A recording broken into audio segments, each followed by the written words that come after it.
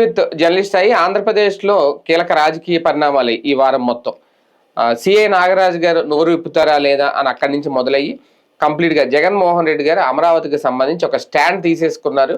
అది కూడా మావిగానే తన ఎన్నికల అజెండా 2029లో క్లారిటీ ఇచ్చేశారు. ఈ నేపథ్యంలో రాజకీయ పరిణామాలు ఎలా ఉండబోతున్నాయి, అలాగే అధికార పక్షం లేదంటే కూటమి ప్రభుత్వం ఎలాంటి కీలక అడుగులు వేయబోతోంది, ఒక టాస్క్ లేదంటే ఒక పరీక్ష ఏమన్నా అవుతుందా అమరావతి ఇష్యూ, వీటన్నిటి మీద చర్చించే ప్రయత్నం చేద్దాం వాళ్ళ వీకెండ్ విత్ జర్నలిస్ట్ స్థాయిలో. సార్, నిజంగా జగన్మోహన్ రెడ్డి గారు తీసుకున్న స్టాండ్ ఆంధ్రప్రదేశ్ రాజకీయాల మీద ఒక పెను ప్రభావం ఏమైనా చూపిస్తుందా 29 ఎలక్షన్స్ ముందు? ఎలక్షన్స్ ఎప్పుడు కూడా ఒక్క అంశం మీదనే జరుగుతాయి అనుకోవడం అమాయకత్వం. ఎలక్షన్లలో 10 అంశాలు ఉంటాయి, 100 అంశాలు ఉంటాయి. మనకి వ్యక్తిగతంగా లభించే లబ్ధి దగ్గర నుంచి బిగిన్ చేసి సమాజానికి జరిగే అంశం ఏంటి, రాష్ట్రానికి జరిగే అంశం ఏంటి, ఒక్క రాజధాని మీదనే రాజకీయం నడుస్తుంది అనుకోవడం అమాయకత్వం. అంటే రాజధాని పూర్తి వరకు ఆంధ్రప్రదేశ్ రాష్ట్రానికి అదే ఒక పెద్ద రాజకీయం ఏమో. ఏం చేస్తారు, ఎవరు చేస్తారు, వేరే రాష్ట్రాలతో ఎవరు చేస్తున్నారు? అది రాజకీయ పార్టీలకు రాజకీయం. రాజధానితో నాకేం అవసరం? అంటే మనకి రాజధాని కావాలి కదా, రాజధాని ఏర్పడాలి కదా. నేను అనేది అదే, రాజధాని అనేది ఇప్పుడు ఏర్పడిపోయింది కదా ఆల్రెడీ, కొత్తగా ఏముంది? దాని ఎక్స్పాన్షన్ కాన్సెప్టే లెక్క. ఆల్రెడీ సెక్రటేరియట్, ఒక హైకోర్టు, ఒక అసెంబ్లీ వచ్చేసాక అదే రాజధాని. అంటే దాన్ని యాక్సెప్ట్ చేయలేకపోతుంది వైసీపీ. దాన్ని ప్రచారం చేయడంలో తప్పు. అంటున్నది ఏంటంటే వీళ్ళు చిన్న రాజధాని అంటున్నాడు, అతను పెద్ద రాజధాని అంటున్నాడు. దాన్ని వీళ్ళు ఏమంటున్నారు, ఈ చిన్న రాజధాని పెద్దగా చెప్తున్నారు, అతను పెద్ద రాజధాని గురించి చిన్నగానే చెప్పగలుగుతున్నాడు, పెద్దగా చెప్పలేకపోతున్నాడు. అమరావతిని తీసేస్తానంటలేదు ఈసారి. క్రిందసారి 3 రాజధానులు అన్న విషయంలో ఒక ఆస్పెక్ట్ ఉంది. అప్పుడు కూడా పేరుకి 3 రాజధానులు, కానీ అతని ఉద్దేశం రాజధానిని విశాఖకి తీసుకెళ్ళడం. అవును, విశాఖకి తీసుకెళ్ళడం అనేటటువంటి కాన్సెప్ట్లో Visakha number 1, no doubt. But ప్రజలందరూ కూడా అమరావతి సెంటర్లో ఉంటుంది, ఆల్రెడీ బిగిన్ అయిన దాన్ని ఎందుకు మార్చడం అనే ఆలోచన వచ్చింది. అందుకని జగన్ ప్రతిపాదనని వ్యతిరేకించారు. ఇది మనం వాస్తవంగా మాట్లాడుకుంటే, వాళ్ళ పొలిటికల్ భాషలో మాట్లాడుకుంటే దుర్మార్గమా, దుష్టుడా, రాక్షసుడు ఇవన్నీ మాట్లాడుకోవాలి. బట్ ఇక్కడ సమస్య ఏంటంటే హైదరాబాదు, బెంగళూరు, చెన్నైలతో పోలినే కాదు, వాటితో పోటీ పడే నగరం కావాలన్నది ఆంధ్ర ప్రజల ఆకాంక్ష. ఇది అమరావతిలో తీర్చగలను అని చంద్రబాబు గారు నమ్ముతున్నారు, నమ్మిస్తున్నారు. జగన్ అది సాధ్యం కాదని నమ్ముతున్నాడు, నమ్మమంటున్నాడు. అతనే నమ్మటం లేదు మనం, అంతే సింపుల్. దాని మొదట వైజాగ్ ఎందుకు అన్నాడు? బెంగళూరు, చెన్నై వాటి లాంటి వాటితో పోటీ పడగలిగిన నగరం అదే. ఇది సృష్టించాలి, అది ఆల్రెడీ సృష్టించబడిన నగరం. అక్కడేదో అద్భుతాలు చేస్తానల్లా, ఓ 10,000 కోట్ల రూపాయలు ఖర్చు పెడితే రాజధానికి కావాల్సిన భవనాలు ఏర్పడిపోతే సెట్ అయిపోతుంది. 10,000 కోట్లు ఒక రాష్ట్రానికి పెద్ద కష్టం కాదు, కానీ 1,00,000 కోట్ల రూపాయలు పెద్ద కష్టం. 1,00,000 కోట్లతో కూడా ప్రాథమిక నగరం కింద మాత్రమే తయారవుతుంది. అది ఎక్స్పాన్షన్ ఇక్కడ ఏం చెప్తున్నాం మనం, 70 ఏళ్ళు పడుతుంది అంటున్నాం. ఇది ఏమంటున్నాం, హైదరాబాద్ ఒక్క రోజులో వచ్చిందా 200 ఏళ్ళు అని ఇప్పుడు మాట్లాడుతున్నాం. ఇదివరకు ఏమన్నాం, 5 ఏళ్లలో హైదరాబాద్ని అగ్రభాగానికి తీసుకెళ్ళింది మేమని చెప్పాం. ఇది వాస్తవం. మనం మన కళ్ళెదురుగుండా జరుగుతున్న దాన్ని కన్వీనియంట్గా కన్వే చేస్తున్నాం, అంతకు మించి ఏం లేదు. ఇప్పుడు ఇదే రాజధాని 29 గ్రామాలతో రాజధాని ఎట్లాగా మున్సిపాలిటీ అన్నది చంద్రబాబే కదా. మరి విజయవాడ, గుంటూరులో ఎందుకు కలపట్లేదు ఆయన? ఎందుకు ఇవాళకి కూడా నగరాన్ని నోటిఫై చేయలేదు ఆయన? అంటే నాకు తెలిసి ముందు ఇప్పటికిప్పుడు ఇది పని ఇప్పుడే అనేస్తే కనుక ఈ రైతుల్లో తిరుగుబాటు. అంటే అక్కడ నగరం ఏర్పడాలి కదా ముందు, నోటిఫై చేయాలంటే. నగరం ఎట్లా ఏర్పడుతుంది? నగరం ఎక్కడి నుంచి ఎక్కడ దాకా నువ్వు డిసైడ్ చేసుకుంటే కదా నువ్వు బాగు చేసేది. ఎక్కడి నుంచి ఎక్కడికో తెలియకుండా ఊరికినే మొత్తం చేసి పడేస్తావు. బిల్డింగ్ కట్టడం అంటే ఇక్కడి నుంచి ఇక్కడ దాకా అంటావు, అంతేగాని మొత్తం బిల్డింగ్ కట్టి పడేసేసి ఇందులో నాదేదో నా పార్ట్ నాకు ఇవి అంటావా? అనం కదా. నువ్వు నగరం అనేటటువంటిది ఎక్కడి నుంచి ఎక్కడ దాకా చేద్దాం అనుకున్నావు నువ్వు. ఇది క్లారిటీ ఉండాలి. ఇక్కడ జగన్ కొన్నది ఏంటంటే కమ్యూనికేషన్ వేలో మిస్సింగ్. అతను చెప్తున్నది, వీళ్ళు చెప్తున్నది ఒకటే. ఈ చంద్రబాబు గారు చెప్పింది, జగన్ చెప్పింది ఒకటే. కాబట్టి ఎదుటి వాళ్ళని కించపరిచే విషయంలో వాస్తవం దాచుతున్నారు. ఇప్పుడు 29 గ్రామాలతో చాలదు, అది మున్సిపాలిటీగా మారుతుందని చెప్పిన చంద్రబాబు గారు, ఇదివరకు చంద్రబాబు గారే చెప్పారు కదా సిఆర్డీ అనే నగరం అని. మరి సిఆర్డీఏ నగరం చేయట్లేదు కదా. అదేమంటే ఇప్పుడు కూడా ఏమంటున్నారు, జగన్ చెప్పే మావిగన్ ప్రాంతాన్ని మేము అభివృద్ధి చేస్తున్నాం అంటున్నాం. అభివృద్ధి చేయడం వేరు, నగరం వేరు కదా. అభివృద్ధి నువ్వు రాయలసీమ చేస్తావు, ఉత్తరాంధ్ర చేస్తావు, ఏది చేయకుండా ఉంటావు అభివృద్ధి. అభివృద్ధి చేయడం వేరు, నగరంలో భాగం కావడం వేరు. 29 గ్రామాల నగరం తప్పు అన్నది చంద్రబాబు గారు చెప్పారు. సిఆర్డిఏ అనే ఒక నగరం అని గతంలో చంద్రబాబు గారు చెప్పారు. మొన్న కూడా చెప్పారు. తర్వాత మాట మార్చింది ఎవరు? సిఆర్డిఏ అని నగరం కాదన్నది చంద్రబాబు. ఇతను సిఆర్డిఏ పరిధికి ఇంకో నగరం యాడ్ చేశాడు. ఇద్దరిది సరిగ్గా మాట్లాడుకుంటే, అలా కాకుండా జగన్ దుర్మార్గుడు, చంద్రబాబు నాయుడు దుర్మార్గుడు అని మాట్లాడుకుంటే ఎవరి భాష వాళ్ళు. 2014 తర్వాత అంటే రాష్ట్ర విభజన తర్వాతే ఈయన అధికారంలోకి వచ్చిన, జగన్మోహన్ రెడ్డి గారి అధికారంలోకి వచ్చిన, ఓకే ముందు ఆయన అమరావతి అని చెప్పకపోయినా చంద్రబాబు గారు 2014 తర్వాత అమరావతి అక్కడ 30,000 ఎకరాల సేకరణ తర్వాత అది రాజధాని అనేది అర్థమైపోయింది. అప్పటి నుంచి చూసుకుంటే జగన్మోహన్ రెడ్డి గారి స్టాండ్ ఒక నిలకడగా కనిపించట్లేదు. 3 రాజధానులనో, లేదంటే మొన్నటి వరకు ఇదే అనో, మళ్ళీ ఇప్పుడు మావిగనో, లేదంటే పరిపాలన రాజధాని విశాఖ అక్కడ చేస్తానో ఒక స్టాండ్ మీద నిలబడలేకపోతున్నారు. ఎందుకు? వీళ్ళు కూడా అదే కదా, ఎవరికి స్టాండ్ లేదు. రాజధాని అమరావతి ఏర్పాటు అయిపోయిన తర్వాత టీడీపీ స్టాండ్ అర్థమైపోయింది కదా, ఇంకా అమరావతి రాజధాని కాదండి. ఏమని చెప్పాం? సెల్ఫ్ సఫిషియంట్ అన్నాం. అవును, మరి సెల్ఫ్ ఇప్పుడు అది జగన్ చెప్తున్నది. ఇక్కడ మనం వాళ్ళని బూతులు తిట్టే మాటలతో నిందించుకుంటూ నిజాలు దాస్తున్నాం తప్పించి, జగన్ చెప్పే పాయింట్ ఏంటంటే ఒక రాజధాని మీద లక్షల కోట్ల రూపాయలు ఏళ్ల తరబడి భరించలేం. ఇది అతని పర్సనల్ గొడవ కాదు కాదు అట్లాంటిది ఏం అక్కర్లేదు, దాన్ని అదే సంపాదించుకుంటుంది అన్నది ఇక్కడ చెప్పిన మాట. మరి ఇక్కడ ఇది జరగట్లేదు కదా, అప్పులు ఇప్పటికే 70,000 కోట్లు కదా. మరి ఇది సెల్ఫ్ సఫిషియెంట్ ఎట్లయింది? సెల్ఫ్ ఫైనాన్స్ ఎట్లయింది? ఇక్కడ అబద్ధం ఉంది, ఇక్కడ నిలదీస్తున్నాడు అతను. ఇతను కమ్యూనికేట్ చేయడం చేత కావట్లేదు. వీళ్ళు లేని దాన్ని కమ్యూనికేట్ చేస్తున్నారు, అదే ప్రజల్లోకి వెళ్తుంది. మరి అది కదా, అది ఎవరి తప్పనాలా? నీకు ఆలోచించడంలో నీ తెలివి తక్కువ. ఇప్పుడు నిన్న ఈ స్టాండ్ ప్రకటన చేసిన వెంటనే వరుసగా పత్రికలు ఏమొచ్చినాయి, వాళ్ళ పత్రికల్లో, జ్యోతి ఈనాడులో, అదిగో అమరావతి తీసేస్తాడట, జగన్ వస్తే అమరావతి ఉండదట అని అనడం, మళ్ళీ దానికి కౌంటర్ గా చంద్రబాబు నాయుడు గారు ఎవరు వచ్చిన అమరావతిని ఎవడో ఏం చేయలేడు, కదపలేడు, ఇదంతా ఒక వెళ్ళిపోతుంది. అంటే జగన్ ఒక బూచిలాగా, ఒక దొంగలాగా, జగన్ వస్తే అమరావతి ఉండదు, జగన్ వస్తే రాజధాని ఉండదు అనే అవకాశం ఎవరు ఇచ్చారు? అలా చెప్పే అవకాశం జగనే కదా ఇచ్చింది. ఏం చేయాలి? ముసు కూర్చోవాలా? పర్లేదండి అమరావతి ఆయన బాగా అద్భుతం. మావిగన్ అనే కాన్సెప్ట్ తీసుకురావడం వల్ల కదా ఇదంతా. మావిగన్ అనే పేరు తప్పన్నా నేను. సేమ్ టైము విజయవాడ గుంటూరు కలపాల నువ్వే చెప్తావు కదా, అదే కదా అతను అంటోంది. అదనంగా మచిలీపట్నం కూడా కలపంటున్నాడు. అది దాంట్లో పూతే ఉంది. పేరు మావిగన్ అనబాకు నువ్వు కూడా. అమరావతి అంటే మరి నువ్వు అమరావతి ఉండగా ఇంకో అమరావతి పేరు ఎట్ట పెట్టావు? అది పిచ్చతనం కాదా? పోనీ దీన్ని దాంట్లో కలిపావా? లేదు. పోనీ ఇప్పటికైనా నగరం చేసావా? మరి ఇవన్నీ కూడా మోసమే కదా జనాల్ని. ఇప్పటికి కూడా 29 గ్రామాల నగరం 1 కోటి జనాభాతో ఎట్లుంటది? జగన్ చెప్తున్న దాంట్లో ప్రాక్టికాలిటీ ఉంది. లక్షల కోట్లు ఒక చోట పోయడం, 29 గ్రామాల లక్షల కోట్లు పోయడం ఏంటి? అది కూడా ఏంటి? ప్యూర్లీ ఫైనాన్షియల్ గా బలిసినోడు మాత్రం ఉండగలడు. వాళ్ళే చెప్తున్నారు కదా ఇప్పటికే 4 కోట్లు ఉందని.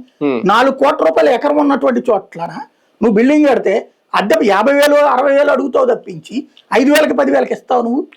అదే విజయవాడ గుంటూరులో 5,000కి 10,000 అద్దెలో బతుకుతావు నువ్వు. మరి అదే కదా అతను చెప్తుంది. ప్రజల రాజధాని కావాలన్నటువంటిది అతను చెప్తుంది. ధనవంతుల రాజధాని కావాలంటున్నది ఇక్కడ. సమస్య అంతే, నిజాయితీగా ఆలోచిస్తే. అలా కాకుండా ఆపాలనుకున్నాడు, తొక్కాలనుకున్నాడు, దీన్ని వక్రీకరిస్తున్నాం మనం. వైజాగ్ చెప్పింది జగన్ ఇతని మీద ద్వేషం కాదు. అక్కడ వేగవంతంగా డెవలప్, తక్కువ ఖర్చుతో పని, అంతే. 450 కోట్లతో సీఎం క్యాంప్ ఆఫీసు, అడ్మినిస్ట్రేషన్ మొత్తం సెట్ చేశాడు. ఇక్కడ నువ్వు ఒక బిల్డింగ్ 1,200 కోట్లు అవుతుంది ఒక్కో బిల్డింగ్.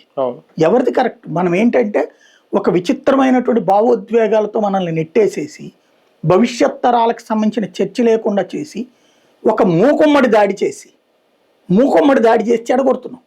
ఇంత ఖర్చు వద్దని ఇంతవరకు పవన్ కళ్యాణ్ అనలేదా? బీజేపీ అనలేదా?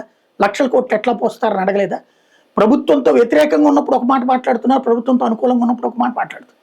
అందరూ తప్పే చేస్తున్నారు. ఇక్కడ మనం జగన్ ఒక్కనే దోషిగా చూపెడతాం, అందరూ దోషమే ఇక్కడ. అంటే ఆయన ఒక్కడే విడిగా ఉన్నాడు కాబట్టి ఆయనే దోషం. ఇంకొకటి ఇక్కడ కూడా క్లారిటీ ఏంటి మీరైనా చెప్పండి. ఇప్పటికైనా సరే విజయవాడ గుంటూరు లేకుండా రాజధాని డెవలప్మెంట్ సాధ్యమా? నిన్న మావిగన్ విషయంలో నిన్న తాజాగా మాట్లాడిన దాంట్లో జగన్ క్లారిటీ ఇచ్చినట్టేనా? అంటే ఆయన ఓకే, ఆయన ఏ రకంగా అన్నారో తెలియదు. అసలు విజయవాడలోనే అందరం ఉంటున్నాం కాబట్టి విజయవాడే రాజధాని అవుతుంది. ఇప్పుడు చూసుకున్న సోకాల్ రాజధాని విజయవాడే అంటే, ఇప్పుడు అమరావతికి రాజధాని ఎక్కడ ఉంది, సిటీ ఏముంది అనుకున్న టైంలో రేపొద్దున మావిగన్ వస్తే విజయవాడే రాజధాని, క్యాపిటల్ సిటీ అనే చెప్తున్నాడు ఆయన. ఇక్కడ బేసిక్ కాన్సెప్ట్ ఒకటే, లక్షల కోట్లు ఒక్క చోటే పొయ్యడం అతనికి ఇష్టం లేదు. ఆ ఎక్స్పాన్షన్ అన్నది అంత లక్షల కోట్లు భవిష్యత్తులో పెట్టలేము, ప్లస్ ఉన్న వాళ్ళని అక్కడికి తరలించలేము. ఇప్పుడు ఎవడొచ్చి ఉండాలా రాజధానిలో? మీరు నేను వెళ్ళి ఉండాలా? విజయవాడ వాడు గుంటూరు వాడు ఎందుకు ఉండాలి అక్కడ? లేదు గోదావరి జిల్లా వాడు అక్కడ ఉండాలంటే ఎంత పెట్టి అది తీసుకోవాలా? రాయలసీమ వాడు అక్కడ ఉండాలి. అసలు ఎందుకు ఉండాలా రాజధాని? బేసిక్ గా అంటే భవిష్యత్తులో ఉద్యోగ ఉపాధి అవకాశాలు ఏమన్నా దొరికితే మీరు అన్నట్టు గ్రామాల్లో ఎందుకుంటాడు అంటున్నా నేను. దొరికితే ఏమీ లేని చోట్ల లక్షల కోట్లు, ఇప్పుడు 1,00,000 కోట్లు కూడా చాలా ముందు ఇక్కడ నేనేమంటాను, హైదరాబాద్ వెళ్తున్నారు, విజయవాడ గుంటూరులతో కూడినటువంటి రాజధాని వీళ్ళు చేస్తే వివాదం ఏముండదు. అవును, అది జగన్ పని అయిపోతుంది. అవును, ఎందుకు చేయలేకపోతున్నారు వీళ్ళు చెప్పాలి సమాధానం. బేసిక్ గా అతను మావిగన్ అనే పేరు బూతు, అదేదో జపాన్ లాగా ఉంది, దాన్ని నేను వ్యతిరేకిస్తాను. బట్ విజయవాడ గుంటూరు లేని రాజధాని అసంపూర్ణం కాదు, అసందిగ్ధం, ఎదుగుదలకి నిరోధకం, రాష్ట్రానికి నాశనం. 29 గ్రామాల్లోనే రాజధాని అంటే కొందరు స్వార్థపరులకి మాత్రమే ప్రయోజనం, రాష్ట్రం మొత్తం నెత్తిన భారం.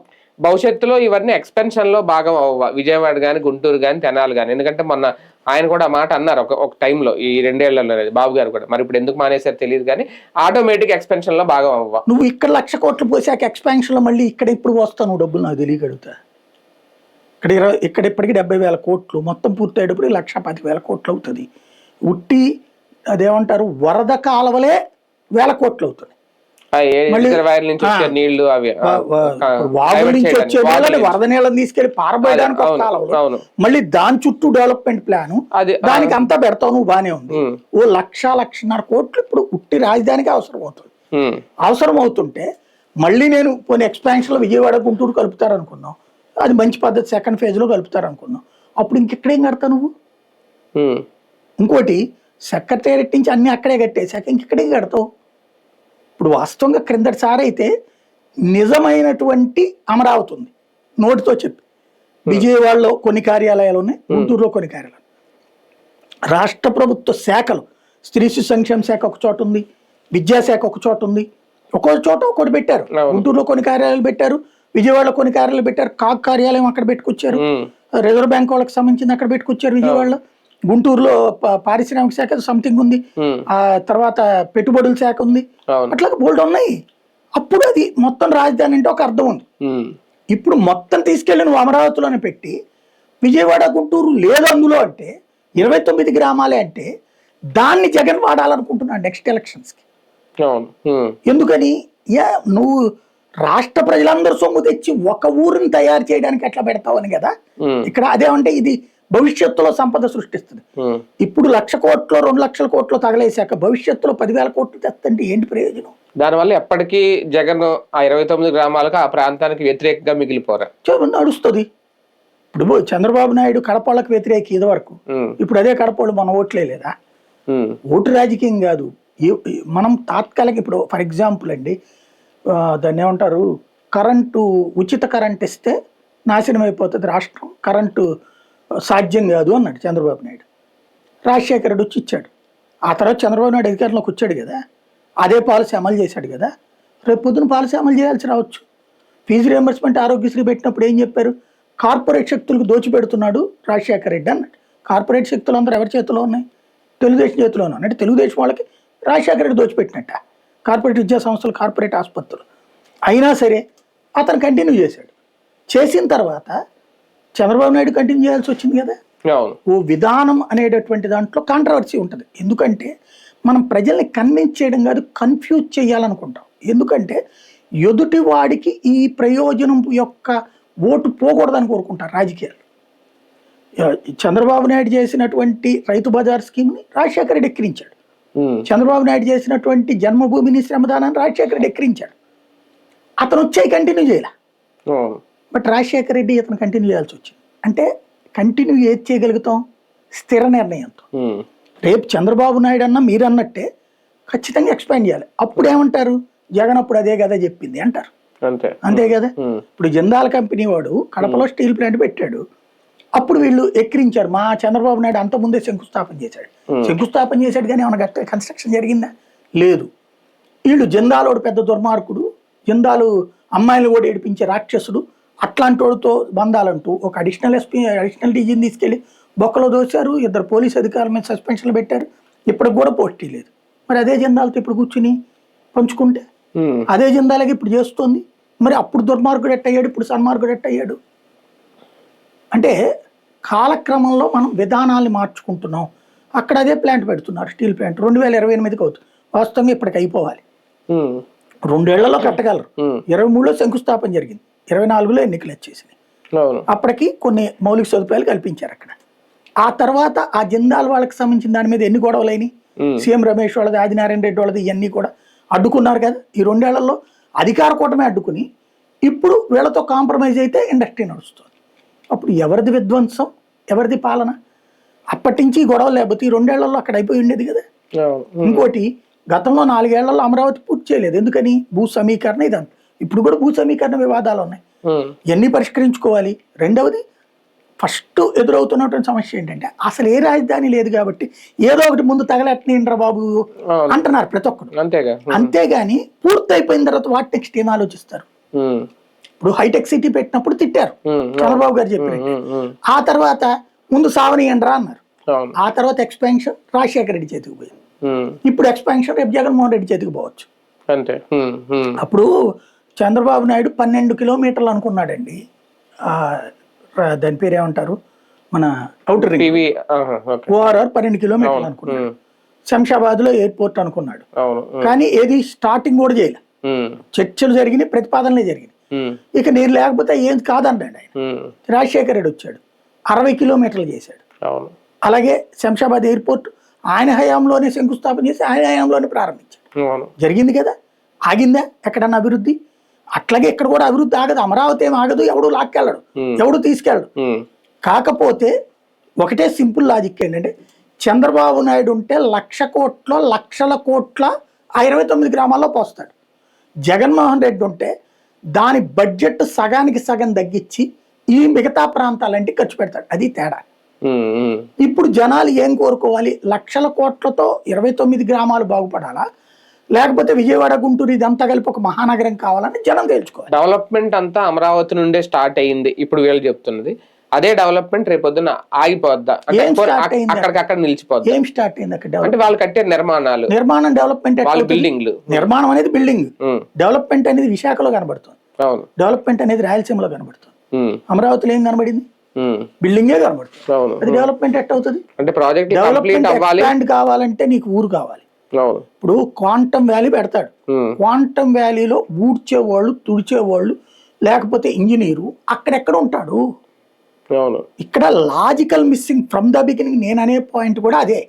నువ్వు 29 గ్రామాలలో మౌలిక వస్తువులు ఎన్ని కల్పిస్తావు? ప్రభుత్వ భవనాలు కడతావు, గుడ్. ప్రభుత్వ భవనాల్లో పనిచేసే సిబ్బంది ఎక్కడ ఉండాలి? అంటే అక్కడ వాడే బిల్డింగ్ కట్టుకుంటే వాడికి ఇప్పటికీ నువ్వు స్థలం ఇవ్వాలి, పేపర్ మీద తప్ప. వాడికి స్థలం ఇచ్చిన 1200 గజాలకి వాడు ఎంత ఎక్స్పెక్ట్ చేస్తున్నాడు? 2 కోట్లు 3 కోట్లు ఎక్స్పెక్ట్ చేస్తున్నాడు.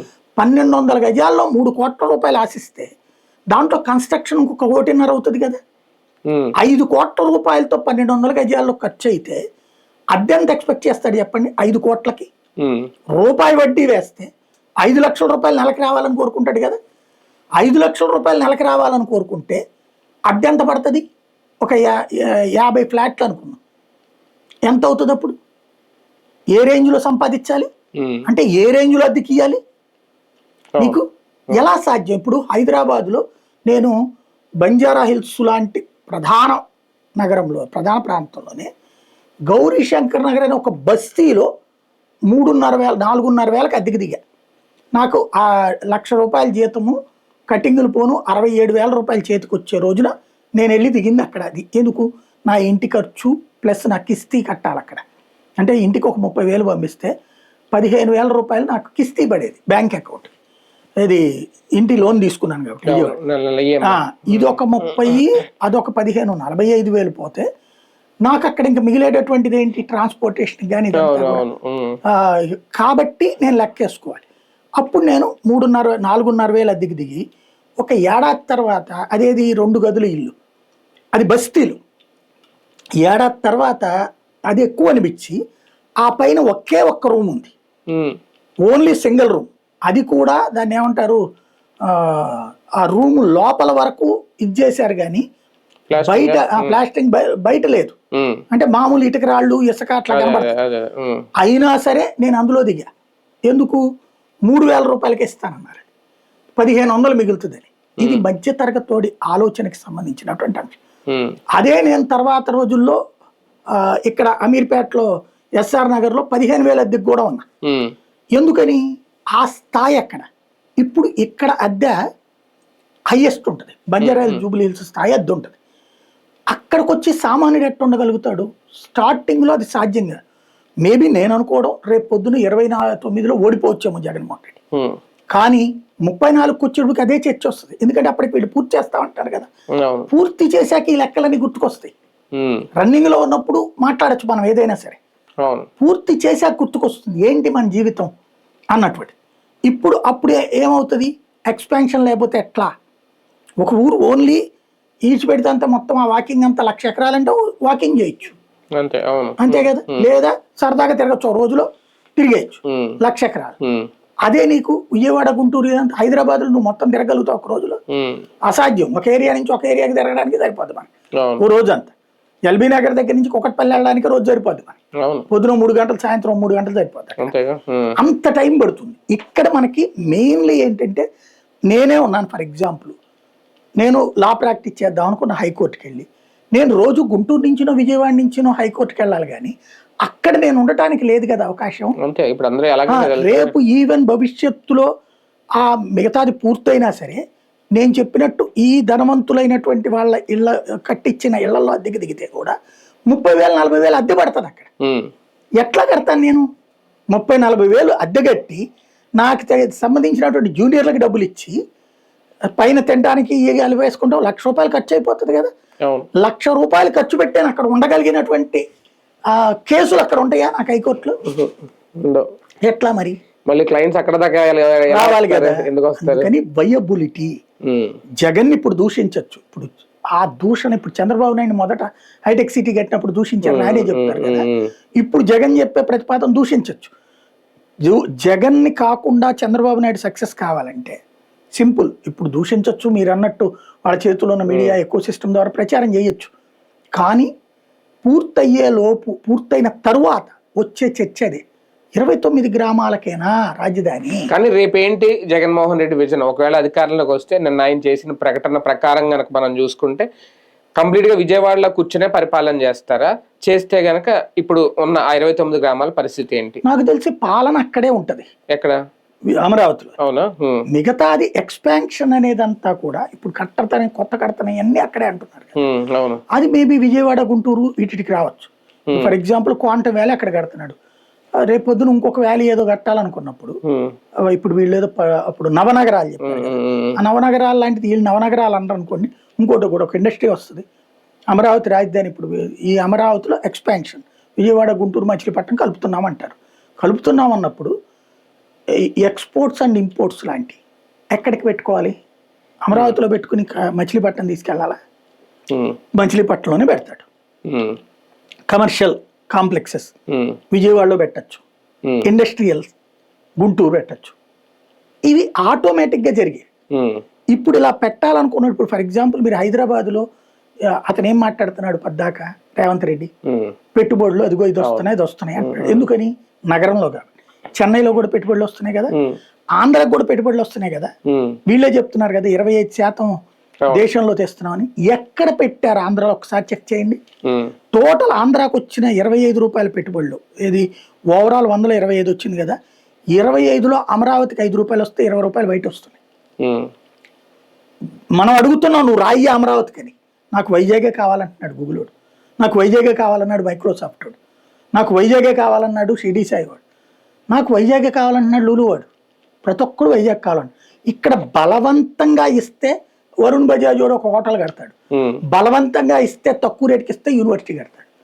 ఇక్కడ బలవంతంగా ఇవ్వాల్సి వస్తుంది, అక్కడ వాళ్ళు బతిన్లాడి అడుగుతున్నారు. ఏది అప్పుడు పోటీ? రేపు పొద్దున అదే విజయవాడ, గుంటూరు కలిసింది అనుకోండి, ఎక్స్పాన్షన్ జరిగినప్పుడు విజయవాడ వద్దంటారా? ఎయిర్పోర్ట్ ఉంది ఇప్పుడు ఫర్ ఎగ్జాంపుల్. ఇప్పుడు ఈయన చెప్తున్నట్టు నాకు తెలిసి జగన్ వస్తే ఎయిర్పోర్ట్ విజయవాడదే ఎక్స్పాండ్ చేస్తాడు. గన్నవరం గన్నవరం ఎక్స్పాండ్ చేస్తాడు. ఇక్కడ ఖర్చు అంటే ఇక్కడ ఇంకా మొదలే కాలేదు తెలివైన వాళ్ళు అయితే నేను చెప్పినట్టు 10 ఏళ్ల పాటు వీళ్ళే ఉండి ఎయిర్పోర్ట్ స్టేడియం కూడా కట్టేస్తే ఓకే. రైల్వే స్టేషన్ లేదు అంటే గనక రైల్వే స్టేషన్ అయినా సరే లేదు అంటే గనక నాకు తెలిసి మచిలీపట్నం విజయవాడ మధ్యలో అది వస్తుంది స్టేడియం ఆల్రెడీ, లేదా మంగళగిరి స్టేడియాన్ని వాడేస్తారు, స్టార్ట్ అయింది కదా అది వాడతారు మంగళగిరి స్టేడియం. కాదు, already Andhra cricket association stadium ఉంది కదా మంగళగిరిలో, మన మ్యాచ్లు కూడా జరిగినాయి, దాన్ని ప్రకటిస్తాడు, దాన్ని ఇంటర్నేషనల్ అంటాడు, దాన్ని ఇంటర్నేషనల్ చేస్తాడు, కానీ అదనంగా ఇక్కడ పెట్టించడు ఇతను వస్తే గనక. అదే సందర్భంలో ఎయిర్పోర్ట్, గన్నవరం ఎయిర్పోర్ట్ కి ఆల్రెడీ ల్యాండ్ తీసుకుని ఉన్నాం, అక్కడ తీసుకున్న భూములకే కదా అశ్విని దత్ వాళ్ళకి ఎక్కడ ఇచ్చింది స్థలాలు, ఆ ఎక్స్పాన్షన్ కంటిన్యూ చేస్తాడు అక్కడ. ఎట్లాగో రోడ్డు ఇప్పుడు గన్నవరానికి వేసేసారు కదా, కాజా దగ్గర నుంచి డైరెక్ట్ గా వెళ్తుంది కదా, రాజధానిలోకే కదా కాజా దగ్గర నుంచి రోడ్డు కూడా, ఇంకేముంది ప్రాబ్లం.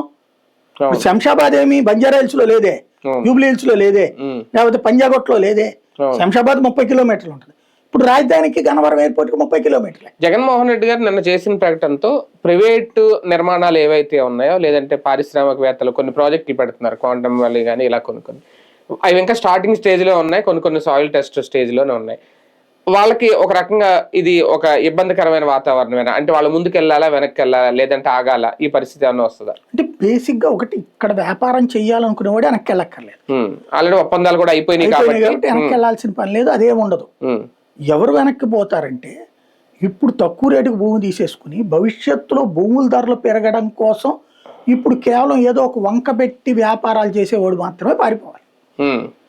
అంటే హైదరాబాద్ తరహాలు ఇక్కడ కూడా రేట్లు పెరుగుతాయిలే, 100 కోట్లు 200 కోట్లకి అయిపోతాయిలే అనుకుని ఇక్కడ భూమి కొని ఏదో ఒక వంక పెట్టుకుని చిన్న, ఇప్పుడు యూనివర్సిటీ వాడు ఉన్నాడు, యూనివర్సిటీ వాడికి ఎన్ని ఎకరాలు కావాలా, 10 ఎకరాలు కావాల్సి ఉంటే వాడికి ఎంత తీసుకుంటున్నాడు, 100 ఎకరాలు తీసుకుంటున్నాడు.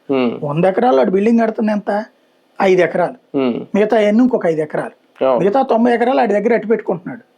ప్రైవేట్ యూనివర్సిటీ రిజిస్ట్రేషన్ చేయించుకున్నాయి, పొద్దునాడు అమ్ముకుంటాడు, ఎవడు పర్మిషన్ అక్కర్లేదు వాడికి. అటువంటి వాటిని ప్రభుత్వం రద్దు చేసే అవకాశం కూడా ఉంటదేమో, తక్కువ ఉంటది, ఏం చేయరు జావరు వీళ్ళంతా, అంతా కుమ్మక్కైన బ్యాచ్ అవన్నీ నాటకాలు ఆడతారంతే.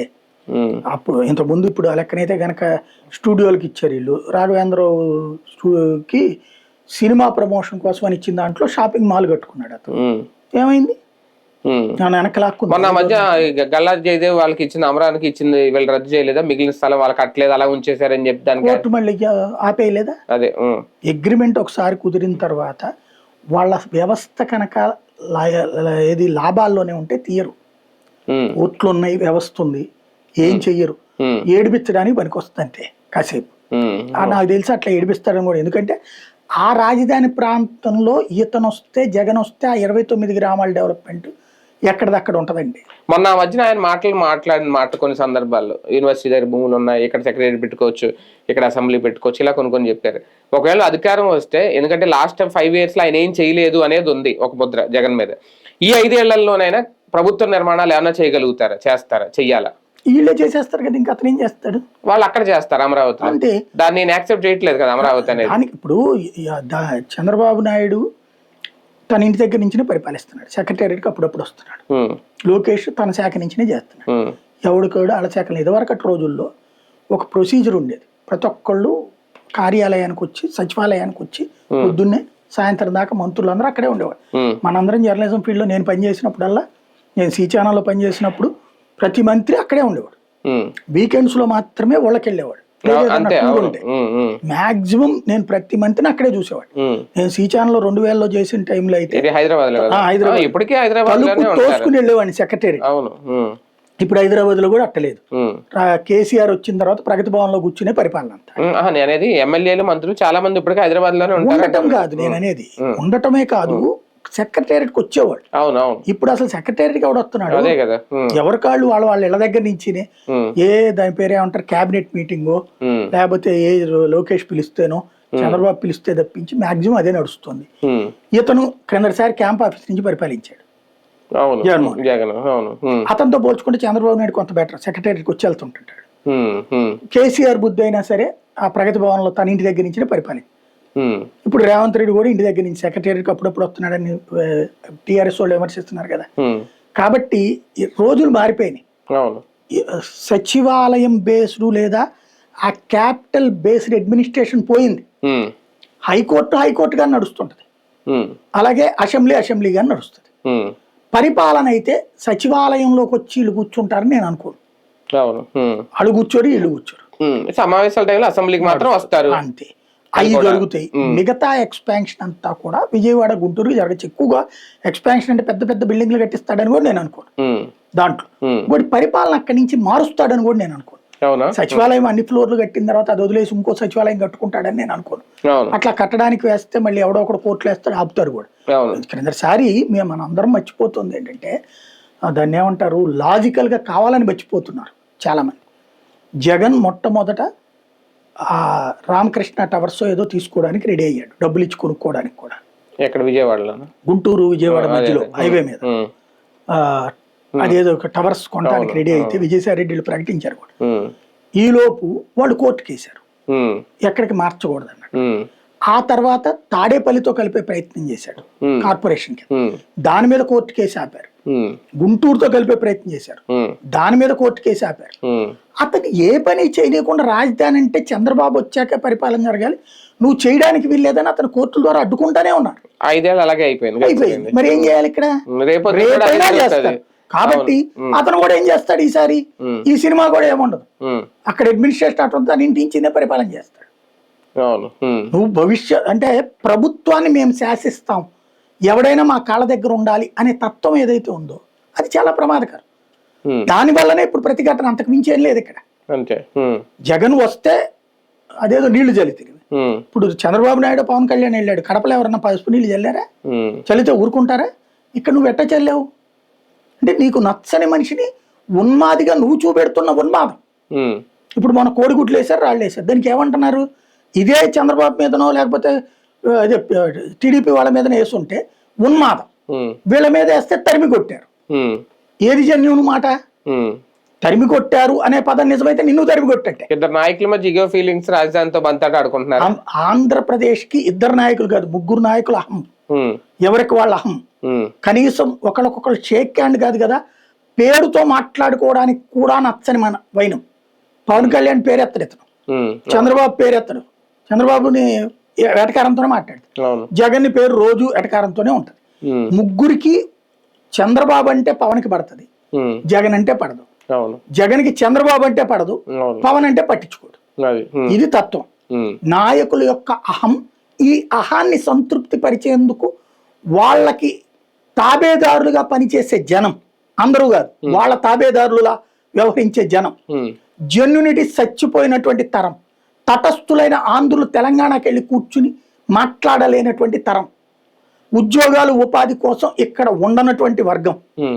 ఫలితంగా మన పరిపాలన నడిపిస్తున్నది ఎవరయ్యా అంటే ఎన్ఆర్ఐలు, ఇతర రాష్ట్రాల్లో కూర్చున్నటువంటి వాళ్ళు సోషల్ మీడియా సాక్షిగా చేసే ప్రకటనలకు అనుగుణంగా ఇక్కడ నిర్ణయాలు జరుగుతున్నాయి. అంతే తప్పించి రియాలిటీ జరగట్లా. రియాలిటీ జరగాలంటే అమరావతి అక్కడే ఉండాలి, అమరావతి అన్న నగరం నోటిఫై కావాలి. ఆ నగరంలో విజయవాడ, గుంటూరు, తెనాలి, మంగళగిరితో కూడినటువంటి సిఆర్డిఏ పరిధి మొత్తం నగరంగా ప్రకటించబడాలి.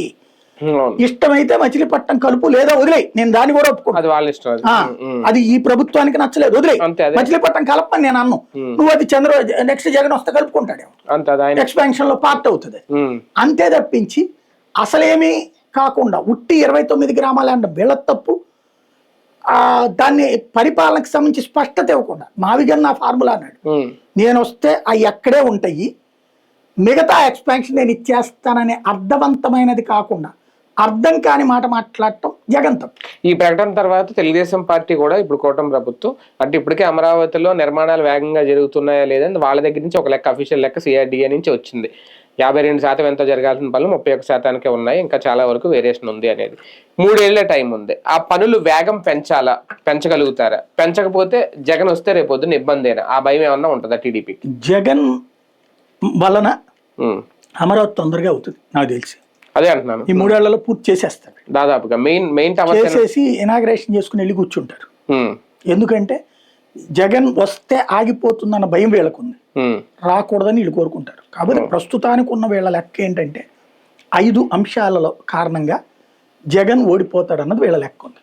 ఒకటి అవును. దాని ద్వారా ఇతర రాష్ట్రాలు ఇతర దేశాల్లో ఉన్నటువంటి తెలుగుదేశం నాయకులు తెలుగుదేశం కార్యకర్తల యొక్క ఓట్లు ఉంచుతున్నారు. వైసీపీ వాళ్ళకి సంబంధించిన ఇతర రాష్ట్రాలు అయితే ఇక్కడ వాళ్ళే తీయరు, ఇతర రాష్ట్రాలు ఇతర దేశాల్లో ఉన్నటువంటి వాళ్ళ ఓట్లని తీసేస్తారు. కనీసం అదొక 30-40 లక్షలు కొడతారు. అది ఒక ఆస్పెక్ట్ ఉంది. రెండోది వచ్చేటప్పటికి మన చేతిలో ఉన్న మీడియా, సోషల్ మీడియా, వీటి ద్వారా రాజధానికి వ్యతిరేకం, ఇతను వస్తే నాశనం అనేటటువంటిది ఆ ఎకో సిస్టమ్ ప్రాపగాండా నడుస్తుంటది. మూడోది వచ్చేటప్పటికి భావోద్వేగాలని రెచ్చగొడుతూ మేజర్ ప్రభుత్వ వైఫల్యాలు వచ్చినప్పుడల్లా కూడా దాన్ని డైవర్షన్ చేయగలిగినటువంటి టాక్టికల్ యాక్టివిటీ, యువతరాన్ని దారి మళ్లించే యాక్టివిటీ పవన్ కళ్యాణ్ చేస్తున్నాడు కాబట్టి అది కూడా వీళ్ళకి ఫెచ్చింగ్ అయినటువంటిది. నాలుగోది వచ్చేటప్పటికి కూటమిగానే ఉంటారు, బలంగానే ఉంటారు కాబట్టి గ్యారంటీ విజయం సాధిస్తామని. ఇంకోటి సంక్షేమ పథకాలని ఇప్పుడు మ్యాక్సిమం ఆపేశారు, పరిమితంగా నడిపిస్తున్నారు. లాస్ట్ ఎందుకు అని చెప్తున్నారంటే జగన్ దగ్గర జగన్ అంతా ఆర్థిక విధ్వంసం చేసేసాడు కాబట్టి మేము అది సంపాదిస్తున్నాం అంటే ఇప్పుడు మాట మార్చారు. సంపాదన పెంచామని. సంపాదన పెంచినప్పుడు డబ్బులు ఇవ్వని అడుగుతాం కదా. లాస్ట్ ఇయర్ సంక్షేమ పథకాలన్నీ ఇస్తారు, ఇచ్చి ఇది జగన్ వస్తే నాశనం చేస్తాడు, మేము వస్తే కొనసాగిస్తామంటారు. ఆ విధంగా ఇప్పటి నుంచినే ఇస్తుంటే జగన్ ఫస్ట్ ఇయర్ నుంచి ఇచ్చేటప్పటికి చివరికాళ్ళకి బోరు కొట్టింది. వీళ్ళు మొదటి ఏడాది నుంచి ఇవ్వకుండా ఒక్కొక్క ఏడాది ఒక్కొక్కటి తీసుకొచ్చి పెడుతూ ఉంటే లాస్ట్ ఇయర్కి అన్ని ఇచ్చి సూపర్ 6 అన్ని నిజంగా లాస్ట్ ఇయర్ అమలు చేస్తారు. లాస్ట్ 6 నెలల ముందు మహిళలకు 1500 కూడా ఇస్తారు. అదే సందర్భంలో అప్పుడు ఈ ఫీజు రియంబర్స్మెంట్ ఇస్తారు, అట్లాగే లాస్ట్ లో ఇస్తారు. ఇచ్చి అది ఇస్తారు, అట్లాగే ఈ నిరుద్యోగ భృతి ఇస్తారు, అట్లాగే 40-50 ఏళ్ళ వాళ్ళకి పెన్షన్ ఇస్తారు, అలాగే వీళ్ళకి పెన్షన్ పెంచుతారు. మళ్ళీ లాస్ట్ ఇయర్ చేసి ఇదిగో నేను సంపద సృష్టించి మీకు ఇస్తున్నానని చెప్తాడు. అప్పుడు ఇది ఈ 5టిని తట్టుకు నిలబట్టడం జగన్ వల్ల అవుతుందా అన్న దాని మీద భవిష్యత్ రాజకీయం అంటే మళ్ళీ అడితిరిగి సంక్షేమం దగ్గరికి రావాలి. ఎందుకంటే ఇవన్నీ మనం చెప్పుకోవడానికి బాగుంటాయి. నా ఏరియాలో రోడ్డు వేసావు, జగన్ టైంలో కూడా సిమెంట్ రోడ్లు వేశారు. చివరి 6 నెలల్లో వేశారు, మొదటి 4.5 ఏళ్ళు వేయలేదు. లాస్ట్ 6 నెలల్లో ఒత్తిడి పెరిగాక వేసాడు. ఆ వేసిన ఏరియాలో కూడా ఓడిపోయాడు. రోడ్లు వేసిన ఏరియాలో. రాష్ట్రంలోని అన్ని ప్రాంతాల ప్రజలు అమరావతి గురించి ఆలోచించి ఓటు వేసే నిర్ణయం తీసుకునే పరిస్థితి ఉంటదా రేపు? నేను అంటోంది అదే, ఈ 5 టాపిక్స్ అవుతాయి తప్పించి ఒక్క రాజధాని అవ్వదు. అంటే ఆ ప్రాంతం వరకు ఆలోచిస్తారు కదా, లేదంటే విజయవాడ, గుంటూరు, మీరు 29 గ్రామాలు ఆ ప్రాంతం వరకు అయినా ఓట్ బ్యాంక్ నష్టపోవాలి. విజయవాడ, గుంటూరు ప్రాంతాల్లో ఓట్లు అయితే మరి తెలుగుదేశం నష్టపోవాలి. ఎందుకు? నువ్వు అది కలపకపోవడం వల్ల. విజయవాడ, గుంటూరు, మచిలీపట్నం కలపంటున్నాడు జగన్. కలపకపోతే అప్పుడు తెలుగుదేశం కదా నష్టపోవాల్సింది. వాళ్ళు ఎందుకు నష్టపోతారు? వైసీపీ వాళ్ళు లెక్క ప్రకారం. కానీ వాళ్ళల్లో ఎక్కువగా తెలుగుదేశం కూటమికే వస్తాయి సీట్లు. ఎందుకంటే అతిపెద్ద అస్త్రం ఉంది ఇప్పుడు జగన్ మీద వేస్తున్న అస్త్రం. ఈ 5 టాపిక్స్ పరిపాలనకి సంబంధించి. అతిపెద్ద టాపిక్ భావోద్వేగ టాపిక్. జగన్ గురించి ఇప్పుడు జడ శ్రవణం, అతని పేరేంటి, ప్రశ్న రావణం, లేకపోతే సునీల్ కుమారు, విజయ్ కుమారు, ఇట్లా వీళ్ళందరూ ఎవరైతే దళిత క్రైస్తవ అనుకూల ఆలోచనలు చేసే వాళ్ళందరూ వాళ్ళని జగన్ పిలిచేమి మీటింగులు పెట్టి మీరు చేయండి అంటలా. కానీ వాళ్ళు మాట్లాడే ప్రతి మాట కూడా జగన్దే అనే ఫీలింగ్ హిందువుల్లో పెరుగుతుంది, భావోద్వేగం పెరుగుతుంది. జగన్ వస్తే మళ్ళీ క్రైస్తవులకి పెద్దపీట పడుతుంది, దళిత క్రైస్తవులను ఎత్తున పెట్టుకుంటాడు. అతను ఆల్రెడీ దళిత క్రైస్తవ రిజర్వేషన్ కోసం అసెంబ్లీలో తీర్మానం కూడా చేశాడు క్రిందసారి. కాబట్టి దళిత క్రైస్తవ రిజర్వేషన్ వ్యతిరేకిస్తున్నటువంటి వర్గం హిందువుల్లో మెయిన్. వాళ్ళందరూ కూడా జగన్ని క్రిస్టియన్ కాన్సెప్ట్ లోనే చూస్తారు. అది అతనికి పెద్ద మైనస్. ఆ ఇంపాక్ట్ అతన్ని దెబ్బతీసే అవకాశం ఉంటుంది. అంటే రాజధాని ఎఫెక్ట్ అయితే గెలిపోవటంలో అయితే డిసైడ్ ఉండదు నాకు తెలిసి. అంటే అది ఈ విజయవాడ, గుంటూరు నేను చెప్పినట్టు వీటిలో ఉండాలి. ఇక్కడ ఉన్నటువంటి వాళ్ళలో ఎక్కువగా ఈ యాంటీ దళిత్ రిజర్వేషన్ కాన్సెప్ట్ లో ఉంటారు. కాబట్టి ఆ ఆస్పెక్ట్ లో వీళ్ళు కూడా జగన్ కి వ్యతిరేకంగా ఓట్లు వేసే అవకాశం. రాజకీయంగా వైసీపీలో ఏమన్నా డిస్టర్బెన్స్ క్రియేట్ చేస్తుందా ఈ ప్రకటన? ఇప్పుడు కానీ భవిష్యత్తులో కానీ చాలా మంది నాయకులు ఆలోచించుకుంటారా, లేదంటే జంపింగ్లు జరుగుతాయా, లేదంటే జాయినింగ్లు జరుగుతాయా? తెలుగుదేశం, జనసేన, బీజేపీ కూటమి తలుపులు తెరిస్తే జరుగుతాయని నేను ఆశించా. పవన్ కళ్యాణ్ చేరికల కమిటీ పెట్టాడు, తెలంగాణలో పెట్టాడు, ఇక్కడ పెట్టాడు. ఎవరు వచ్చారు? నేను ఎక్స్పెక్ట్ చేసింది అయితే వైసీపీ వాళ్ళు మొదటి 6 నెలల్లో జరుగుంటే ఉమ్, వైసీపీ వాళ్ళల్లో అనేక మంది బీజేపీకి కానీ జనసేనకి కానీ వెళ్ళిపోయేవాళ్ళు. ఉమ్, కానీ మొదటి 6 నెలలు తెలుగుదేశం ఆపింది. 6 నెలలు ఏంటి, 2 ఏళ్ళు ఆపింది. ఉమ్, మొదట్లో వెళ్ళిన 3, 4 అనుకుంటా, ఉమ్. స్వామినేని ఉదయభాను, అవును అవును. పాలినేని, రోసయ్య. రోషయ్య, అతను చందు సాంబశివరావు, అవును ఈ 4 తప్ప ఆ తర్వాత ఎవరు చేరలేదు కదా. అవును. పెద్ద చిన్న నాయకులు చితకాలు తప్పించి ఏదో కార్యకర్తల స్థాయిలో జాయినింగ్. అదే బీజేపీలోకి చేరనివ్వలేదు. బీజేపీలో చేరతానని కొంతమంది ఊగినా కూడా రాయలసీమ నాయకుల్ని చేరనివ్వలేదు. అలాగా ఓవరాల్ గా అప్పుడు టెంపో ఉంటది, భయం ఉంది, టెంపో ఉంది. అంటే కూటమిగా ఉండడం వల్ల కూడా ఒక మైనస్ అవుతుందేమో జాయినింగ్లకి. విడివిడిగా ఉండుంటే, ఇండివిజువల్ గా ఉండుంటే. కాదు, ఇక్కడ తెలుగుదేశం తన ఎదుగుదలతో సమానంగా జనసేన బీజేపీ ఎదగకుండా చూసుకుంటుంది జాగ్రత్తగా. ఈ వచ్చేవాళ్ళు టీడీపీకి వెళ్ళరు, టీడీపీ ఆల్రెడీ ఫిల్ అయిపోయింది. జనసేనకి వెళ్ళొచ్చు, బీజేపీకి వెళ్ళొచ్చు. అవును. వాళ్ళకి బలమైన నాయకులు తయారవుతారు. అలా తయారు కాకుండా ఒక వల వేశారు వీళ్ళు. ఎట్లాగా, మనం ఎవరో చేర్చుకోవద్దు, అట్లా వైసీపీ వాళ్ళందరూ దుర్మార్గులు, చేర్చుకుంటే మంచిది కాదని వల వేశారు. అదొక ట్రాప్ వేశారు. వీళ్ళు సరే బాబు గారు ఫీల్ అవుతారులే అని చేర్చుకోలేదు. మరి అదే సందర్భంలో వైసీపీ 4 ఎంపీలు ఇట్లాగా ఎందుకు వచ్చారు? ఇప్పుడు మస్తానరావు, వేద మస్తానరావు నీళ్ళు తీసుకున్నారు కదా. అట్లాగే కృష్ణయ్యని తీసుకున్నది కదా బీజేపీ. విజయసాయి రెడ్డి రాజీనామా చేసిన తర్వాత అతన్ని తీసుకోలేదు, అంతే. ఆ మొత్తం 4 సీట్లలో ఇటుకు వచ్చినట్టే కదా. టీడీపీకి 2 వచ్చేస్తే అంటే వాళ్ళు రాజ్యసభ సీట్లు తెలియరు కాబట్టి తీసుకున్నారేమో. అదే అనేది, అంటే లబ్ధి పొందేటప్పుడు తెలుగుదేశం పొందింది, నష్టపోయిందేమో జనసేన, భారతీయ జనతా పార్టీ. అప్పుడు అవకాశం ఉంది. ఇప్పుడు చేరికల కమిటీ వేశారు. మరి ఇప్పుడు ఏమన్నా నాకు తెలిసి ఈ 2 నెలల్లో తేలిపోతుంది చేరికలు ఏమన్నా ఉంటే.